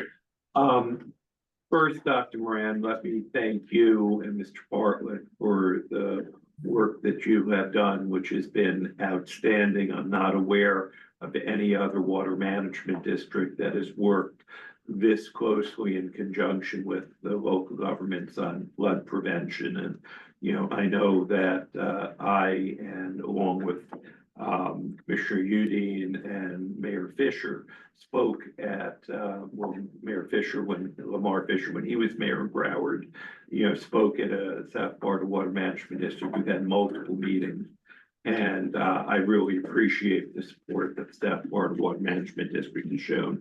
I've got a couple of quick questions. Number one, the overall restudy, that's still at some vague, indefinite point in the future, correct? Yes, it's still unclear. Okay, and then the 2016 is just the Dade Broward Palm Beach portion of it, is that correct? And we carved Broward out then in the 203. So if I'm correct, we're hoping to get the 203 in 2026 WARDA, the rest of the 2016 in 2030 WARDA, and the rest of the comprehensive restudy at some time in the future. Correct. Okay, great. Now, if we are able to get the 203, and if we're funded for in the 2026 WARDA, what would be happening here in Broward if everything happens the way they want? What is it that we expect that would cover? Will that only cover the main salinity control, replacing the main salinity control barriers? Will that be the salinity control barriers and the necessary pumps that we want? And I presume that will not include anything for the secondary canals or the raising of the primary canal height, which we'll need eventually. Otherwise, it's just going to flood when we pump the water towards the east. Am I correct in that? That as to what we should expect, that if everything happens, what we would be getting and what we would not be getting in the 2026 WARDA. So you're correct. In 2026 WARDA, the focus is on the primary structures. That's the scope of the 203 study. We also have adjacent canals. So we will have a portion of the primary canal banks also being addressed as part of the 203. And as I mentioned, we cannot cause any adverse flood harm anywhere else. Wherever we have any harm that is simulated with the measures that will be proposed and the sizes that we will be discussing, we will need to implement mitigation. So yes, there will be mitigation measures that might include canal bank enhancements as part of the 203. Okay, and when you say the structures, we're talking about both the salinity control barriers and the big giant pumps necessary, correct? Yes, correct. Okay, those are my questions. Are there other questions? Commissioner Furr, you asked all the ones I was gonna ask. How many pumps are there? One big giant pump at each salinity control. I believe there's 8 salinity control barriers, is that correct? So we have 7 in the county, but one that is a little bit upstream that works in it's three structures that operate together. So we are also adding this A1 to the scope, even though it's not necessarily coastal. It does have one structure downstream, but it's so closely integrated. It's a triangle that we need to bring this additional one that is a little upstream. That's S37B. So it's 8 salinity control barriers and 8 pumps. Potentially. Okay, are there any additional questions of Dr. Moran? Any additional questions? And I'd like to welcome Commissioner Keone McGee from Miami-Dade, who has joined us. Commissioner McGee, thank you for being here. I don't know if there's any update from Miami-Dade on their thought process on these issues or Well, that'd be Jim Merley. on his last day. Yeah. Mr. Merley, did you have any comment? These are optional. I'm not putting you on the hot seat. Is there anything you would like to add that you know about what Miami-Dade is doing on this? It's optional only. One observation, Mr. Chair. Yes. I think the two speakers did a great job explaining the intricate process of working with the Corps of procedures. Last week, I took a boat trip up the Miami River with a delegation from the Corps and an auditor from OMB. I'm sorry, from? An auditor from the Office of Management. Oh, OMB, I thought it said OIB and said what was In that? Washington. Right. So Miami River, T6 has structures, if you know our landscape, right about where the airport expressway goes in. And they have been there with pumps. So this is the only place on the system that has pumps, and one connecting Tamiami. There are pumps in, obviously in the Everglades and on the western border. So we're going up the river on a pontoon boat, high tide, king tide. Ooh, that must have been interesting. So the low areas along the Miami River, historic areas, and many of them have been redeveloped, so they weren't flooded. But the low areas were flooded. We went all the way up to the structure and the pumps were going full blast. So the system that serves the inland flooding was draining the fresh water forcibly down the canal. Nature was forcing salt water up the canal. So, think of the situation that leaves the homeowners, the businesses, and the local governments. We really got to integrate these coastal and inland flooding systems. The Corps divides them. They have an inland system and a coastal system, and lots of detail. But just that observation that day, sunny day flooding, right? Nuisance flooding. About where the future is for us, is to really work hard at the opportunity to integrate a lot of these programs so that we do the best for our residents in these areas that are subject to flooding. Thank you. Okay, thank you, Ms. Moran. We have repeatedly said here at the Broward Water Advisory Board, at meetings with the Corps, at meetings with FFWMD, when I was joking about, I keep telling people in about 10 years, the best investment is companies that make manufactures arcs and houseboats. Because every time we get major rain, we will be unable to drain, because as the ocean level rises, and these are all gravity fed, about give or take 10 years from now, they're going to be at the same height, meaning no draining anymore. And that's why I've been so alarmed and such a forceful advocate on this issue. So, Commissioner Furr. Thank you. First, Carolyn, I just want to thank you for all your work on this. And I know that I think it is a testament to the fact of what's happening here at the council and the Treasury Council, both the combination of advocacy there, as well as Carolyn, I think you've been at the 16 county coalition meetings where we actually had a vote of all 16 counties in support of that MOU. And those kind of things, when you're having that much influence from all those counties and all these counties together, is helping. I think there's 2 or 3. I think you were probably as concerned as I was, whether or not this would come through or not. And Carolina, please give Drew a big thank you as well, for making this, because this kind of came together quickly Yeah. and recently, because nothing else was happening. Right.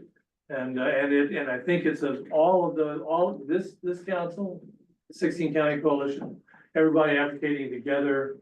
And I know when I presented 16 County Coalition, when I said, we'll pay half. You know, and all 16 counties, said, Yes. if they're gonna pay, they did all gas. And they said, if they're gonna pay half, you need to do it. Right. And it was a big moment, and Drew was there. And I'm glad to see it's happening. So whatever we can do, both from the county, but also from the regional council, to make sure that we don't get behind on this. Because it does sound like there's a lot of hurdles still. There are. Yes, So whatever we can do to help, please let us know, okay? certainly. Dr. Moran, thank you. Thank you. I need to finish our agenda, and I normally try and finish by 12 sharp, but my intent is to finish by 12:05 sharp. So, thank you. So I'm going to read quickly. Okay, we're now actually, Mr. Tart, you're up. SFRPC, please do both the revolving loan and the CARES Act revolving loan. Yes, good morning, council members. As Barely. loan officer and manager of the revolving loan fund programs, I'd like to share a few highlights of our revolving loan fund programs for the month of September. In regards to our CARES Act RLF, the program provided 7.78 million to 36 businesses, with all borrowers current and in good standing. Loan administration's in the process of closing previously approved $500,000 loan to Renaissance Riviera Beach and community partners of South Florida for housing services. Currently, the program has approximately $465,000 available in funds as a result of successful loan repayments. Our current loan administration team continues to outreach directly to business owners and prospects with the help of our coalition partners and council members. In regards to the traditional RLF program to date, the program's provided $5.4 million to 27 businesses. Loan administration's in the process of closing a previously approved loan to the Housing Foundation of America and tie-in alliances in the amount of $470,000 for affordable housing residential services. This program currently has approximately $554,000 in available funds and continues to actively network and outreach to prospective small business owners in our region.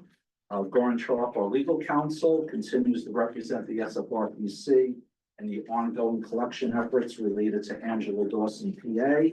On August 8th, this is an update, Judge Bidwell entered an order granting SFRPC's motion for summary judgment in part and denying it in part.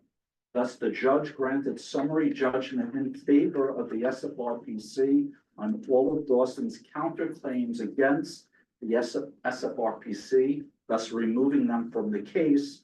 But the court also granted summary judgment as to Dawson's remaining affirmative defenses. So the next steps are to continue preparing for a bench trial, which should occur in approximately 2025. I wish to thank Sam Gorin and his team for the dedication and providing legal expertise as it's related to this litigation. Full details can be found in the RLF status report. The RLF administration team, in conjunction with the Clean Cities Director, are planning to host a webinar on October 10th. That's a focus on providing financial and technical resources to small businesses that support the Clean Cities initiative in our region, that's such as introducing EV vehicles to help reduce the carbon footprint. Details of this webinar has been provided in your board packages, and it's also been posted on our website. In regards to our affordable housing initiative, the Southeast Florida Community Development Fund and the SFRPC's RLF program was acknowledged at the community partners South Florida's ribbon cutting ceremony, which I attended on September 17th. That was for the completion of a single family affordable home to a first-time home buyer in West Palm Beach, Florida. The home was developed by community partners and was attended by myself, Palm Beach County Housing Finance Division, and the City of West Palm Beach. Highlights of that event have been shared in your board packages as well, and it's posted on our website too. Separately, Minority Builders Coalition of Broward County will be developing 4 new single-family residential homes in the Washington Park, Roosevelt Gardens, and the Broward Park sections of Broward County as part of our county's info lot program. And that funding has been made possible through the SFCDFI's partnership with the Housing Finance Authority of Broward County. Separately, additionally, the Black Business Investment Fund, a very large fund based out in Northern Florida, has showed interest in partnering with us to help further expand our affordable housing initiative in South Florida. To date, we have completed 33 single-family homes, which I'm very proud of, to all first-time minority home buyers that are earning less than 120%. Finally, an update regarding our SFRPC Brownfield initiative. Very busy. Back in June 2024, the EPA announced that the SFRPC secured an additional $3.5 million, which I believe I spoke to you about, to address the cleanup of the former public park space, right, which was the former incinerator and ash dump in Hollywood, Florida, into affordable housing and commercial space, as well as address the cleanup of Port Pepper Park in North Miami.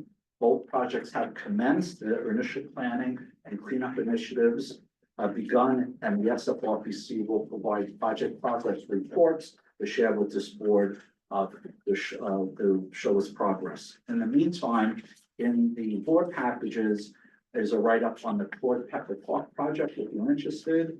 And additionally, the SFRPC has been instrumental in applying and coordinating with the EPA a targeted brownfield assessment for the Habitat for Humanity of Key West and the Lower Keys in Monroe County. The SFRPC was with Stantec Environmental was instrumental in coordinating that assessment effort by both the EPA and the Florida Department of Environmental Protection. And finally, the Florida Department of Environmental Protection highlighted the recent EPA awards to our programs, the SFRPC with Brownfields, and its recently published 2024 annual Brownfields program report. And full details of that report and all our awards are available via SFRPC press release, and it's been posted on our website. Thank you all again for your support. Great job, Mr. Tart. I've got one question. Yeah. Why is the SFRPC funding affordable housing in Palm Beach? We actually, through our RLF program, our traditional RLF program, has a footprint of Palm Beach County all the way down to Monroe County. So our approved plan, was part of the EDA because we're the only revolving loan fund that's in South Florida. They dictated that we cover Palm Beach County all the way down to Monroe. Okay, so we have to cover. So we Palm have Beach. to. Okay, Yes. good answer. Are there any additional questions, Mr. Tart? Not, thank you, sir. It's your own thing. Right, okay, I'm trying to rush through this. Isabel, talk about our silver tsunami. Okay. No, talk about our silver tsunami conference. Okay. I want you to know, it's since people first started saying silver tsunami to now, it's now not politically correct, okay? But I explained. I don't care. No, there's people, there's actually, I'm just saying. Don't care. Somebody brought it up, and I said, I'm sorry, that surfboard has sailed for this conference, we're not gonna be able to. I don't care. Yes, but anyway, I have given you a draft agenda, I wanna just caveat that I still have to discuss it with Senator Geller, but we've been working with Treasure Coast, following a very great meeting Senator Geller helped put together in August with two partners to develop an agenda. I will tell you that for me, the biggest challenge is that there are so many issues that it's Yes. impossible in the time that we We had have to cover narrow. everything. Our issue was not finding Right. speakers or topics, it was narrowing. Right, so we're working on that. And then so more to come very quickly because we only have, until November 15th, just right around the corner. Have a suggestion in Monroe County, they call themselves Joy, just older youth. Maybe we can do a joy tsunami. There you go, well, maybe, We will, if we are able to get the speakers that are listed, this will be a program that is worthy of national attention. I mean, I don't know we're gonna get all of these speakers, but if we do, this is amazing. So yeah, so I quickly want to thank you all again, for your great support during the year and all the And nice she has things you segued said. into executive director. Well, I've just jumped right in, so, Right. but I also want to recognize that, without this great staff that you have, that none of it would be possible. So I want to thank you all. Everybody individually. I do want to point out on the council highlights, please look at the back where there's a U.S. Department of Energy grant opportunity. This actually, applies to plantation. Yeah, I saw that. Because this is a, program, the application period's gonna end. It is to, right, and on the back, there's I'll send you more information about that, but there's a block grant, it's population based.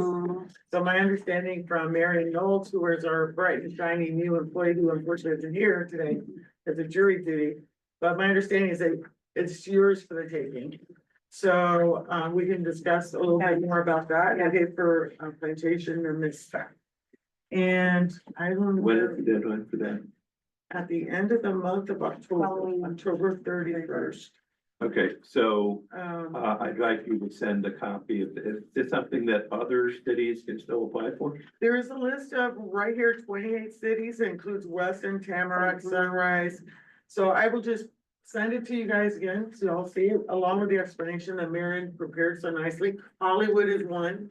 Hollywood has available almost $200,000 to access, so I'll call Okay. the resilience So officer. to send that to all of us so we can let the cities that we represent know about So, this. so Jim, Miami-Dade County has an allocation of $1,134,000. Yeah, the office has, Already on it. County Commission, yes. Okay, perfect. So, I think with that, I will just, Okay. be quiet. Yes, thank you, Mr. Chair and council members. Briefly, the Dawson case not worth discussing at this point. You're aware of it. The backup reflects it. We have recommended and the executive committee has approved the engagement of outside counsel with the Johnson and Summer law firm to essentially assist the council. Our senior litigation associate has departed our office. And also it appears that one of my law partners, Heather Mueller, yeah, she moved on to another firm. Yeah, recently. And one of my law partners, Gary Ezra, may well be deposed in this case, and there may be nothing consideration. We've considered all the factors, conferred with our chair and with the executive director. The Johnson Summer Law Firm is a league defense counsel. They do work for the council generally on issues that would relate to their defense. They're simply handling this matter as a separate assignment from the council. Their rate is $3.50 an hour. It is a governmentally assigned rate. It is, although it may seem like a high rate, it's not. It is certainly more than our rate, but that's not the issue. The issue is that for the work that they'll do, it's specifically assigned to this case. Their depositions are scheduled. I need not go into greater detail on the record here. I will note for you, though, if you look at the backup, it is 4 or 5 pages just about the Dawson case. We have one most, we hope to one, I mean, everything, we're now in a point where the only pending issue is the council's case against the defendant for foreclosure, because the counterclaim was dismissed, all of them. Okay, I'm not gonna take any questions on this. Thank you. Ex officio, is that on that win? Yes. And do you have any reports, sir? Good afternoon. I just want to say that we held the regional workshop for the Southeast Florida region as part of the 2055 Florida Transportation Plan. And I want to thank the executive director, Isabel, who coordinated with Tom Lanahan, the executive director of the Treasure Coast Regional Planning Council, that gave a unified regional perspective. So the conference was attended by over 100 participants from the TPO, local municipalities, FHP, elected officials. And then I also just want to recognize other participants from the council staff, including the Deputy Director, Randy, and Christina. So that's all. Thank you. Thank you. Thank you for the opportunity. Thank you. And Serena Davila from DEP. You have a report, ma'am? Are you present? Yes, I'm present. Nothing to report this morning. Thank you. Excellent. Thank you. And finally, FDOT, Armando, are you present? Or Kent? I'm sorry? Kent is. Kent, I'm sorry. Kent, are you present? Gone. Armando from South Florida Water Management District. If you're present, do you have anything to add? Yeah, I'll take that as a no. We've completed the agenda. Councilmember Lincoln. Thank you. I just would be remiss since we have Commissioner Craig Cates here with me from Monroe County. Just to give an update, we broke ground in August on our very first Resilient Road project. Oh, great. That was matching funds from a federal appropriation. Thank you, Congressman Jimenez. And Florida resiliency funds. That will be, this is our first project in raising a road and using the South Florida Water Management District. Thank you to them for approving this entire project. We also have been awarded $1.8 million in the 2022 WARDA for $1.8 million for the design of our US 1 revetments. So as much as I'm happy that Broward County is going to be applying for WARDA, I think you're going to be competing with our county now, but we welcome you all to join us in receiving some funds for resiliency projects. Absolutely. Terrific. Thank you. All right, I hereby declare this meeting adjourned. I will ask all of the members to come rushing up. We have so many members here Will I today. take a picture? Let's take a picture, and then we'll get a picture also, after we do ours, then we'll take one with you, Jim, we'll throw you in there. Throw you in the- Great meeting. I'll do all evaluations. Thank you all for attending virtually. Council members.